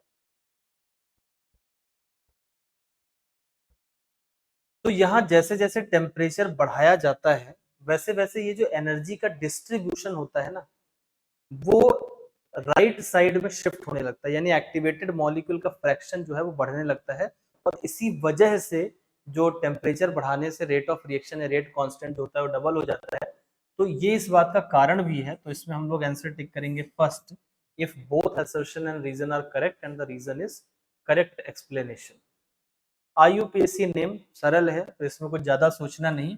नंबरिंग यहां से करेंगे 1 2 3 4, नाम हो जाएगा 2 फिनाइल और ब्यूटेन नाम हो जाएगा। तो correct name is 2 phenyl butane. उधर से नंबरिंग नहीं करेंगे, उसका रीजन आपको पता है, इधर से मिनिमम नंबर सब्सिट्यूएंट को मिले उसी तरफ से नंबरिंग करी जाती है। Now this question is, carbon से CO2 बन रहा है, कार्बन में कार्बन सॉलिड है और इसमें लिया गया है किसको, CO2 को, और इससे बन रहा है 2CO। पार्शियल प्रेशर इन्होंने CO2 और CO का दे रखा है 2 and 4 ATM। तो CO2 का दिया है 2 ATM, इसका दिया है 4 ATM, और कह रहे हैं कि Kp बताओ। तो Kp बराबर क्या हो जाएगा, लिखते समय क्या करते हैं, प्रोडक्ट लिखते हैं। तो जो CO का कॉन्सेंट्रेशन या फिर पार्शियल प्रेशर होगा उसका स्क्वायर करेंगे, और नीचे पार्शियल प्रेशर लिखेंगे CO2 का। ये भी पार्शियल प्रेशर ऑफ CO का स्क्वायर और नीचे CO2 का लिखेंगे। इसका इसलिए नहीं लिखा क्योंकि ये सॉलिड है, और सॉलिड को इस समीकरण में इंक्लूड नहीं करते हैं। तो CO का 4 है तो यहाँ लिखेंगे 4 गुणे 4, और डिवाइड करेंगे किससे, 2 से, तो 16/2 आ जाएगा, मतलब कितना आ जाएगा, 8। तो the correct answer will B 8, यानी ये सही जवाब हो जाएगा। क्वेश्चन नंबर आते हैं 75। चलिए तो क्वेश्चन नंबर 75 को देखते हैं। 75 में एक रिएक्शन के बारे में बात करी गई है, वो है फिंकलस्टीन रिएक्शन। तो फिंकलस्टीन रिएक्शन में कहा गया है कि the preparation of alkyl iodide is based upon the fact. तो अगर एल्काइल आयोडाइड आपको बनाना है तो प्रिपरेशन के लिए किस फैक्ट पे डिपेंड करता है, इस पर कौन सी बात सही है। तो सबसे पहला है कि sodium iodide is soluble in acetone while sodium chloride is insoluble in methanol। तो इससे अभी तो कोई लेना देना नहीं है, मतलब पहले रिएक्शन को हम लोग देख लेते हैं कि किस तरीके से चलता है। तो हम R F R C L alkyl halide हमारे पास 4 प्रकार के हो सकते हैं, आर बी आर और आर आई। इन चारों एल्काइल हैलाइड में दो ऐसे हैं जो बड़ी आसानी से बन जाते हैं, एक आर सी एल और एक आर बी आर। ये इजीली बन जाते हैं। अब इनको बनाने में तकलीफ होती है because of very high reactivity. इनको बनाने में तकलीफ होती है क्योंकि वो रिवर्सिबल रिवर्सिबल टाइप के होते हैं, इस वजह से। तो आर आई अगर आपको बनाना है, इसके लिए स्वार्ट रिएक्शन का उपयोग किया जाता है। इसको बनाने के लिए एक स्पेशल रिएक्शन है, स्वार्ट रिएक्शन। और ये जो आर आई है यानी अल्काइल आयोडाइड, इसको बनाने के लिए फिंकेलस्टीन रिएक्शन का उपयोग किया जाता है, फिंकेलस्टीन रिएक्शन। अब फिंकेलस्टीन रिएक्शन में क्या होता है कि मान लो मेरे पास आर बी आर है, let us say I have R B R. तो इसका मैं रिएक्शन कराऊंगा सोडियम आयोडाइड से। किसकी प्रेजेंस में कराऊंगा? एसीटोन को मैं एज अ मीडियम लूंगा। अब इससे देखो क्या होगा कि ये आई इसके साथ जुड़ जाएगा और NaBr बनेगा, तो इट बिकम आर आई और साथ में बन गया NaBr। अब ये जो NaBr है ना, ये इनसॉल्युबल, इनसॉल्युबल या फिर प्रेसिपिटेट कर जाता है। किसमें प्रेसिपिटेट कर जाता है? इन एसीटोन। तो सोचो अगर प्रोडक्ट प्रेसिपिटेट करता रहा तो रिएक्शन किधर की तरफ भागेगा? फॉरवर्ड की तरफ भागेगा। जितना ही प्रोडक्ट प्रेसिपिटेट होता रहेगा, इक्विलिब्रियम फॉरवर्ड की तरफ भागेगा। तो ये जो NaBr और अगर यहाँ पे मान लो RCl होता तो NaCl, तो NaBr एंड NaCl ये दोनों इनसॉल्युबल होते हैं किसके अंदर? NaCl and NaBr are insoluble in acetone, जबकि सोडियम आयोडाइड सॉल्युबल है। ये वजह बन जाती है किस चीज की? इस रिएक्शन को फॉरवर्ड डायरेक्शन में ले जाने के लिए, क्योंकि NaCl और NaBr प्रेसिपिटेट कर जाता है और रिएक्शन फॉरवर्ड की तरफ जाया करता है। तो ये फिंकेलस्टीन रिएक्शन के बारे में आपको ध्यान रखना है। अगला सवाल है, कॉलिजन थ्योरी किसके लिए एप्लीकेबल होती है? कॉलिजन थ्योरी केमिकल काइनेटिक्स में आपको पढ़ाया जाता है। एक अलग तरह का एक्सप्लेनेशन है कि कोई केमिकल रिएक्शन कैसे होता है। इस केमिकल रिएक्शन में ये कहते हैं कि एक मॉलिक्यूल है ए और एक मॉलिक्यूल है बी, दोनों को हार्ड स्फेयर्स माना गया है। ये दोनों एक दूसरे की तरफ अप्रोच करते हैं, इनमें कॉलिजन होता है।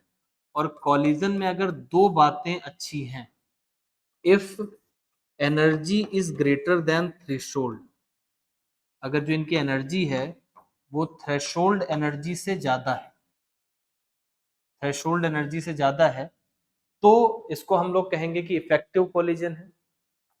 और अगर ओरिएंटेशन सही है, मतलब जिस मॉलिक्यूल को जिस मॉलिक्यूल से जुड़ना है, ये दोनों अगर सही है, तो फिर क्या होता है? प्रोडक्ट बन के तैयार हो जाता है। इस थ्योरी का नाम है कॉलिजन थ्योरी। और कॉलिजन थ्योरी रीजन बताती है कि कोई रिएक्शन मॉलिक्यूलर लेवल पे कैसे होता है। और ये जो कॉलिजन थ्योरी है, इसको जब बनाया गया तो इसको बाई मॉलिक्यूलर रिएक्शंस के लिए बनाया गया, बाई मॉलिक्यूलर एलिमेंट्री रिएक्शन के लिए। एनसीईआरटी में एग्जैक्टली लिखा हुआ है कि this is applicable for bimolecular and elementary. Bimolecular मतलब दो मॉलिक्यूल रहे इसके साथ, और एलिमेंट्री मतलब सिंगल स्टेप चले, तो सिंगल स्टेप इसको अप्लाई करना आसान हो। Cyanohydrin of which of the following forms lactic acid? तो सबसे पहले आप ये देखें, CH3 CHO double bond O और H, ये क्या है? एसिटल्डिहाइड। इसका अगर रिएक्शन में कराता हूं HCN से, तो HCN लगाएंगे तो आपको पता है कि ये जो कार्बन आपको दिख रहा है, ये कार्बन स्लाइटली पॉजिटिव और ये स्लाइटली नेगेटिव है। ये पॉजिटिव इसलिए है क्योंकि इस कार्बन का इलेक्ट्रॉन खींच लिया है ऑक्सीजन ने, और ये नेगेटिव इसलिए है क्योंकि उसका En ज्यादा है। तो इसमें क्या होता है कि HCN का जो नेगेटिव पार्ट है, ये CN नेगेटिव पार्ट है, ये आके यहाँ जुड़ जाता है और पॉजिटिव पार्ट आके यहाँ जुड़ जाता है। तो इसमें क्या बनेगा? ये CH3, यहाँ पे C, यहाँ पे OH बन जाएगा, और यहाँ पर आके जुड़ जाएगा CN और ये बन जाएगा H। Now this is called cyanohydrin. ये जो इंटरमीडिएट बना है इसको बोलते हैं साइनोहाइड्रिन। अब अगर इस साइनोहाइड्रिन की मैं हाइड्रोलिसिस कर दूं, कंप्लीट हाइड्रोलिसिस, तो हाइड्रोलिसिस जब करते हैं कंप्लीट, तो उससे क्या होता है, ड्यू टू कंप्लीट हाइड्रोलिसिस ये जो CN है ये बदल जाएगा COOH में। ये CN COOH में बदल जाएगा, यानी ये बन जाएगा CH3 C और यहाँ पे OH, और इधर की तरफ आ जाएगा COOH और यहाँ पे H आ जाएगा। इसको बोलते हैं लैक्टिक एसिड। लैक्टिक एसिड में जो कार्बन होता है वो कायरल कार्बन होता है, और लैक्टिक एसिड जो बना है वो किससे बना है, एसीटल्डिहाइड से। तो करेक्ट आंसर मेरा हो जाएगा थर्ड ऑप्शन। तो 77 का थर्ड करेक्ट हो जाएगा। Now let's come to the 78। कह रहे हैं इसमें से किसमें हाईएस्ट ऑक्सीडेशन नंबर है। यहाँ पर निकालोगे, एक पे -2 होता है, दो पे -4, तो ये +4 पे आ जाएगा। अगर इसके अंदर निकालोगे ऑक्सीडेशन नंबर, तो 2 गुणे 4 8, और 8 को 3 टुकड़े में बांटना पड़ेगा, 8/3 आ जाएगा, तो इट विल बी +8/3। इसमें निकालेंगे तो 4 गुणे 2 8, 8 में से 2 गया तो कितना बचेगा, +6, और यहाँ पे आएगा +2। तो हाईएस्ट ऑक्सीडेशन नंबर आपको किसके अंदर मिल जाएगा, थर्ड के अंदर।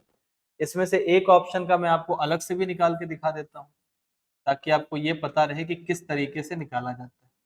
एक्स वाला मेथड लगा सकते हैं अगर आपकी अभी उतनी अच्छी प्रैक्टिस नहीं है। तो शुरुआत में पोटेशियम का तो +1 ही होता है, 2 पोटेशियम है तो 2 से गुणा कर दूंगा, तो इसका कंट्रीब्यूशन हो गया। प्लस मैग्नीज का नहीं पता तो x मान लेंगे, प्लस का चिन्ह लगाएंगे। एक ऑक्सीजन पे -2 होता है, 4 ऑक्सीजन है, और सबका मिला के तो ये 0 ही आ रहा है, तो ये हो जाएगा 2 + x - 8 = 0। 8 में से 2 गया तो ये बचा x - 6 = 0, तो यहाँ से x बराबर आ जाएगा +6। x will be equal to +6। तो ये इस तरीके से आप बाकी सबका भी निकाल सकते हैं, और थोड़ी आपकी प्रैक्टिस अच्छी हो जाएगी तो आप डायरेक्टली भी बता पाओगे जैसे मैंने करा है उस तरीके से। क्वेश्चन नंबर आते हैं 79 पे। एमीन्स बेसिक होते हैं, सही बात है, एमीन जो होते हैं वो बेसिक होते हैं, और इसका कारण क्या है, क्योंकि amine have lone pair of electron. तो आप देखो बेस किसे कहा जाता है, जिस प्रकार मैंने आपको बताया था कि एसिड वो है जो लोन पेयर एक्सेप्ट करें, बेस वो होते हैं जो लोन पेयर डोनेट करें, लोन पेयर डोनर। अब बताओ लोन पेयर डोनेट करने के लिए what is the first condition. कोई चीज डोनेट करने, जैसे मैं 1 करोड़ रुपए डोनेट करना चाहता हूँ, तो उसके लिए सबसे ज्यादा जरूरी क्या है, मेरे पास 1 करोड़ रुपए होना चाहिए। तो लोन पेयर डोनेट करने के लिए लोन पेयर होना भी बहुत जरूरी है। तो एमीन्स क्यों बेसिक होते हैं, because they have lone pair of electron on the nitrogen atom. तो both assertion and reason are correct, और यही इस बात का एक्सप्लेनेशन भी बन जाता है। क्वेश्चन नंबर 80 पे आते हैं। KCNS के साथ कौन है जो ब्लड रेड कलर देता है। Fe+3 gives blood red colour. Fe+3 के साथ अगर आप करोगे तो FeSCN बना देगा, ये थायोसाइनेट बोलते हैं, और ये जो होता है ये ब्लड रेड कलर का होता है। तो the colour of this compound is blood red. जब आप सॉल्ट एनालिसिस पढ़ोगे तो उसमें आपको ये पता चलेगा कि आयरन की प्रेजेंस को डिटेक्ट करने के लिए भी this is one of the way, इससे डिटेक्ट करते हैं। तो यहाँ पर ये 3 लगा देंगे, तो इस तरीके से ब्लड रेड कलर दे देगा। ये तो याद करने का मुद्दा है, इसमें कुछ भी कॉन्सेप्चुअल नहीं, तो आपको सीधे याद कर लेना है। क्वेश्चन नंबर 81 पर आते हैं। इन्होंने कहा है कि ए से बी एक रिएक्शन चल रहा है जो कि फर्स्ट ऑर्डर काइनेटिक्स को फॉलो करता है। ए से बी ये रिएक्शन चल रहा है। पहले क्या हुआ है कि द टाइम टेकन फॉर 0.8 मोल, इसका मैंने 0.8 मोल लिया, और उससे कितना ये प्रोड्यूस हुआ है, 0.6। तो आप ये सोचो कि अगर इससे 0.6 प्रोड्यूस हुआ होगा तो इसका 0.6 खर्च हुआ होगा। भाई जब इसका 1 मोल खर्च होता है तब इसका 1 मोल बनता है। तो अगर इसका 0.6 प्रोड्यूस हुआ है तो इसका 0.6 कम हुआ होगा, यानी -0.6, तो ये बचा कितना होगा, 0.2, यानी ये 0.8 से 0.2 हो गया। पहले रिएक्टेंट कितना था 0.8, ये कितना हो गया 0.2 हो गया, यानी 1/4 हो गया, यानी 2 बार आधा हो गया। 0.8 से जब पहली बार आधा हुआ तो कितना लगा 0.4, और 0.4 से फिर 0.2 बना, यानी 2 बार आधा हो गया, यानी 2 हाफ लाइफ इसने जी ली इस दौरान। तो यहाँ पर आप देखें कि इस घटना को होने में 1 घंटा लगा है। तो अगर कोई मुझसे इसकी हाफ लाइफ पूछता तो मैं बता देता कि इसकी हाफ लाइफ 30 मिनट्स, 30 मिनट की हाफ लाइफ। कैसे पता चला मुझे? ऐसे पता चल गया। अब अगले नंबर पे क्या कह रहे हैं? कह रहे हैं कि अगर ए का, ध्यान से सुनना इस सवाल को तो वैसे ही लग जाएगा, ये कह रहे हैं कि अगर ए का अब 0.9 मोल लिया गया, तो 0.9 मोल से ये बना है 0.675 मोल। तो आप मुझे बताओ दोबारा से कि अगर ये 0.675 बना है तो ये उतना ही घटा भी होगा। तो जरा इसको देखते हैं कि कितना बचा है।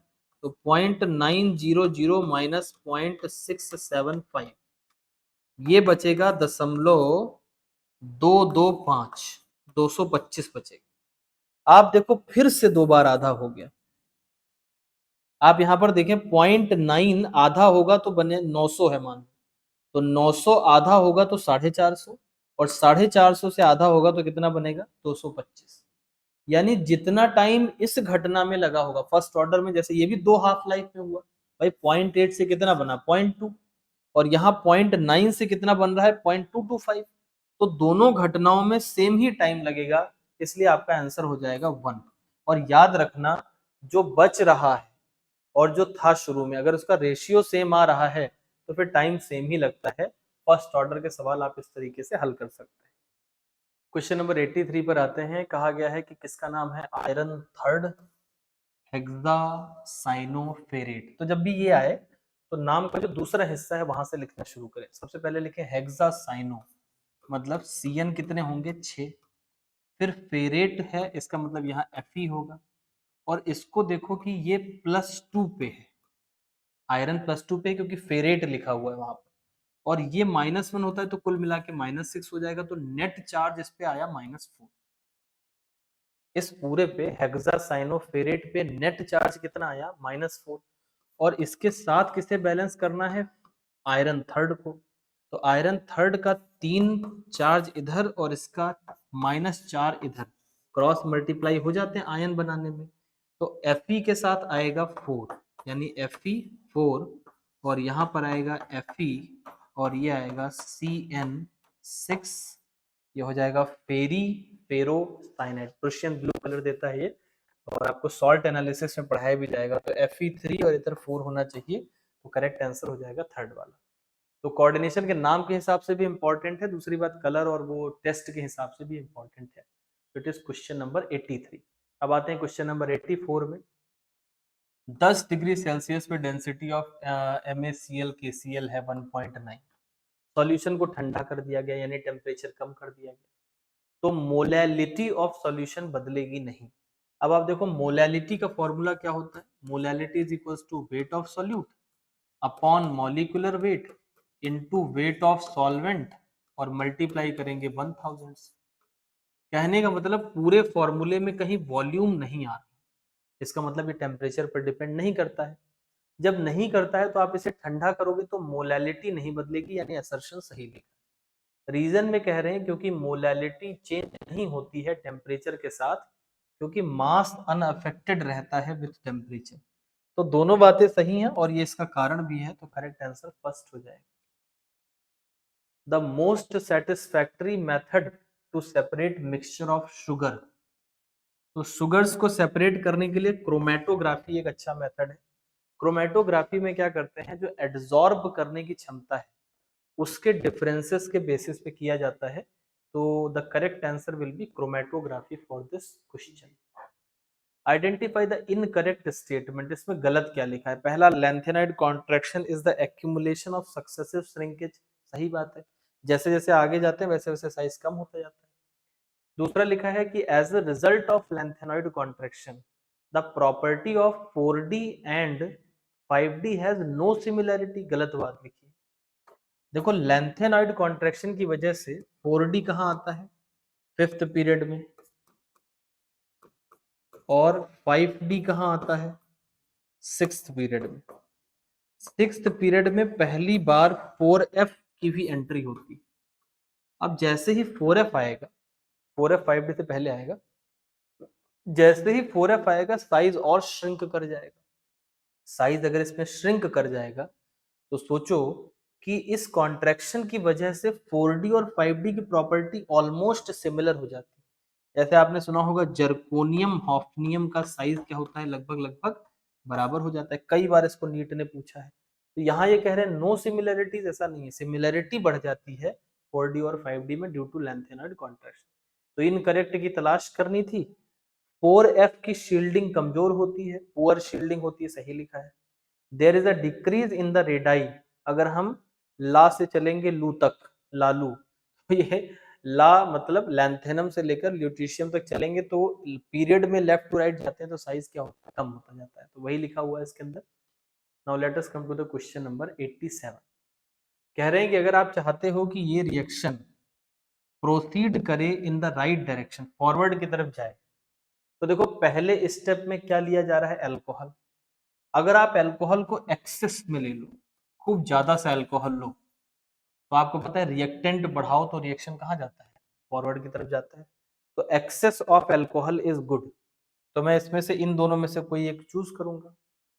दूसरा है कि अगर हम इसमें डाइल्यूट एसिड का इस्तेमाल करें, तो डाइल्यूट एसिड का इस्तेमाल करने से ये रिएक्शन इधर की तरफ बैकवर्ड नहीं जाएगा दोबारा से। तो इस वजह से दोनों ही कंडीशन फेवरेबल हो जाएंगे। किस लिए? For the reaction to proceed in the forward direction. तो करेक्ट आंसर हो जाएगा using dilute acid and excess of alcohol. So now let's come to the question number 87। 87 में लिखा है कि इस रिएक्शन को हम चाहते हैं कि ये फॉरवर्ड की तरफ जाता जाए, तो इसमें हम क्या कर सकते हैं। तो सबसे पहले आप देखो अल्कोहल रिएक्टेंट में दिया है, अगर हम इसका एक्सेस ले लेते हैं तो रिएक्शन किधर की तरफ जाएगा, फॉरवर्ड।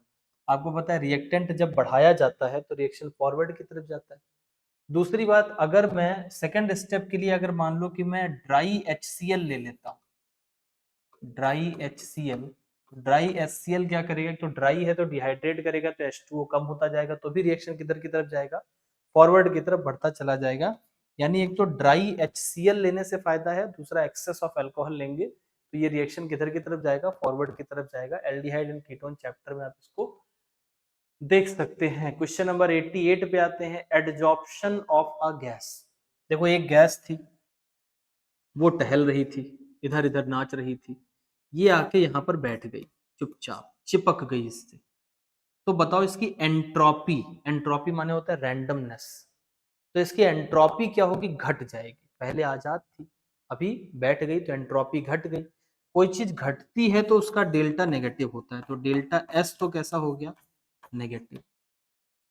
दूसरी बात, जब भी कभी अट्रैक्टिव फोर्सेस की वजह से बॉन्ड बनता है, whenever there is a force of attraction और कोई बॉन्ड बना, कोई आके बैठ गया, चिपक गया अट्रैक्टिव फोर्स की वजह से, तो हमेशा एनर्जी रिलीज होती है। एनर्जी रिलीज होगी तो मतलब एक्सोथर्मिक, एक्सो का मतलब डेल्टा एच भी क्या होगा, नेगेटिव। तो डेल्टा एस भी नेगेटिव और डेल्टा एच भी क्या है, नेगेटिव। अब डेल्टा जी जो है वो पॉजिटिव भी हो सकता है और नेगेटिव भी हो सकता है डिपेंडिंग अपॉन टेम्परेचर।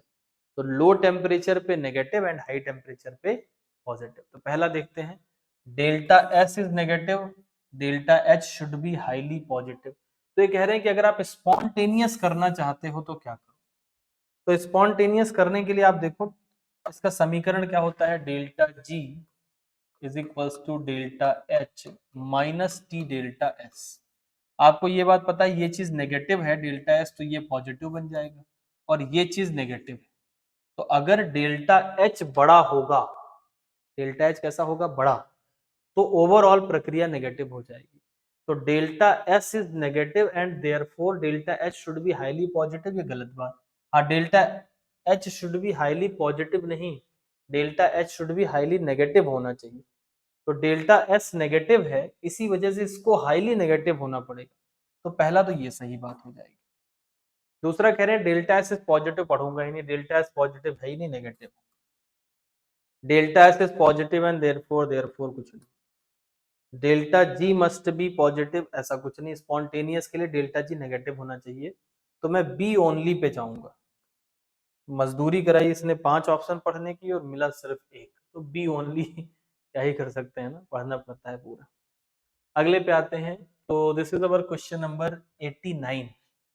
अल्कोहल जहां पर शुरुआत करी गई है वहीं पर बताया गया है कि जब अल्कोहल अल्कोहल जो है वो ROH होता है, अगर ये कभी न्यूक्लियोफाइल के तौर पे जाएगा अटैक करने के लिए, तो जहां ये जाएगा वहां जब जुड़ेगा तो ऑक्सीजन पे पॉजिटिव चार्ज आ जाएगा।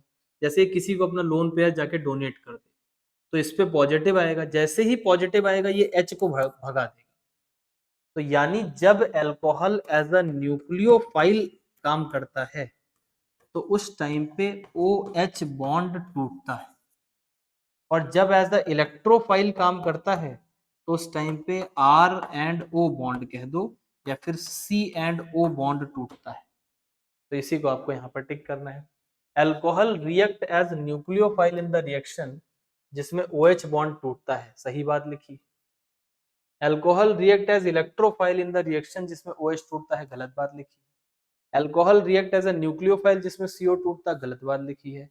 Alcohol react as a electrophile जिसमें CO टूटता, सही बात लिखी है। अल्कोहल रिएक्ट एज बेस, ये फर्जी बात है, तो ए सही हुआ और डी सही हुआ, तो A and D will be the correct answer. आप सीधे याद रखो, जब न्यूक्लियोफाइल तो OH और जब इलेक्ट्रोफाइल तो CO। CEO याद कर लो, है ना, तुरंत आंसर करने के लिए CEO ट्रिक है ये। तो CEO का मतलब जब इलेक्ट्रोफाइल की तरह काम करेगा तो CO बॉन्ड टूटे। ट्रिक भी कुछ नहीं होती, ट्रिक ये साबित कर रही है कि तुमको समझ नहीं पाए, ट्रिक यह साबित करती है कि तुम कुछ समझ नहीं पाए, वरना मनुष्य को यह भी तो दिया गया है, इसका आप उपयोग करें, वही अपने आप में बहुत बड़ा ट्रिक है। हाँ, अगर मान लो कि आपके पास बहुत सारा याद करने के लिए कंटेंट है, जैसे बायो में बहुत सारा याद करने के लिए कंटेंट होता है, तो उस केस में आप भले इस्तेमाल कर ले, अदरवाइज ट्रिक पे डिपेंडेंसी आएगी तो फिर ऐसा लगेगा कि हर चीज में ट्रिक ही होनी चाहिए। चलो, अब यहाँ पे क्या करते हैं कि इसको मैच करते हैं। मैच द कॉलम है, process occurs under constant temperature isothermal. जब टेम्परेचर फिक्स रहे तो उसे क्या बोलते हैं, isothermal. Process occurs under no exchange of heat with the surrounding, जब हीट का आदान प्रदान ना हो तो उसको बोलते हैं adiabatic process. Cyclic integral of thermodynamic function is zero, तो ऐसी प्रोसेस को बोलते हैं reversible process. Such process is called reversible, और जिसमें कांस्टेंट वॉल्यूम हो उसको बोलते हैं क्या, आइसोकोरिक प्रोसेस। तो आप मैच कर लें इस हिसाब से, ए के साथ क्यू आएगा, ये दो ऑप्शन गए, बी के साथ पी आएगा, वाह, सी के साथ एस आएगा, डी के साथ आर, पहला ही सही है, तो करेक्ट आंसर हो जाएगा फर्स्ट। तो इसी के साथ सफलतापूर्वक एक बार फिर से हम लोगों ने अपने टेस्ट 3 को सॉल्व कर लिया। शुरुआत में भी मैंने आपसे कहा था, फिर मैं आपसे एक बात ही कह रहा हूँ, नंबर पे ध्यान मत दो, करते रहो करते रहो करते रहो। यदि भाग्य में लिखा होगा तो कुछ ना कुछ अद्भुत ही हो जाए। हो सकता है कि तुम्हारे सारे 45 इन्हीं पेपर्स से आ जाए। जितनी संभावना इसके नहीं होने की है उतनी होने की भी तो है, 50-50 चलता, हो सकता है हो जाए। तो why not to go into the positive direction if you are not getting proper, अगर कम नंबर आ रहे हैं, अगर आपके नंबर मान लो 45, 42, 43 आ रहे हैं, तो तुम कोशिश करो कि तुम्हारे सारे सही। एम्स मिलने का भी यही एक मौका है। अगर मान लो जिंदगी में एक बार आपको कोई कॉलेज मिल गया कि जो बहुत ही बीहड़ इलाके में है, तो पूरा 5.5 साल वहीं रहना पड़ेगा, है ना, और फिर मतलब बहुत सारे फैक्टर्स होते हैं। तो आई वुड से कि ये वन टाइम अपॉर्चुनिटी है, तो पुट योर बेस्ट। तो आप जिस भी रेंज में जहां भी हैं, पेपर को पूरा एंजॉय करें और पॉजिटिव रहें, पढ़ाई करते रहें। अगले टेस्ट के साथ आपसे फिर मिलेंगे, तब तक के लिए ऑल द बेस्ट।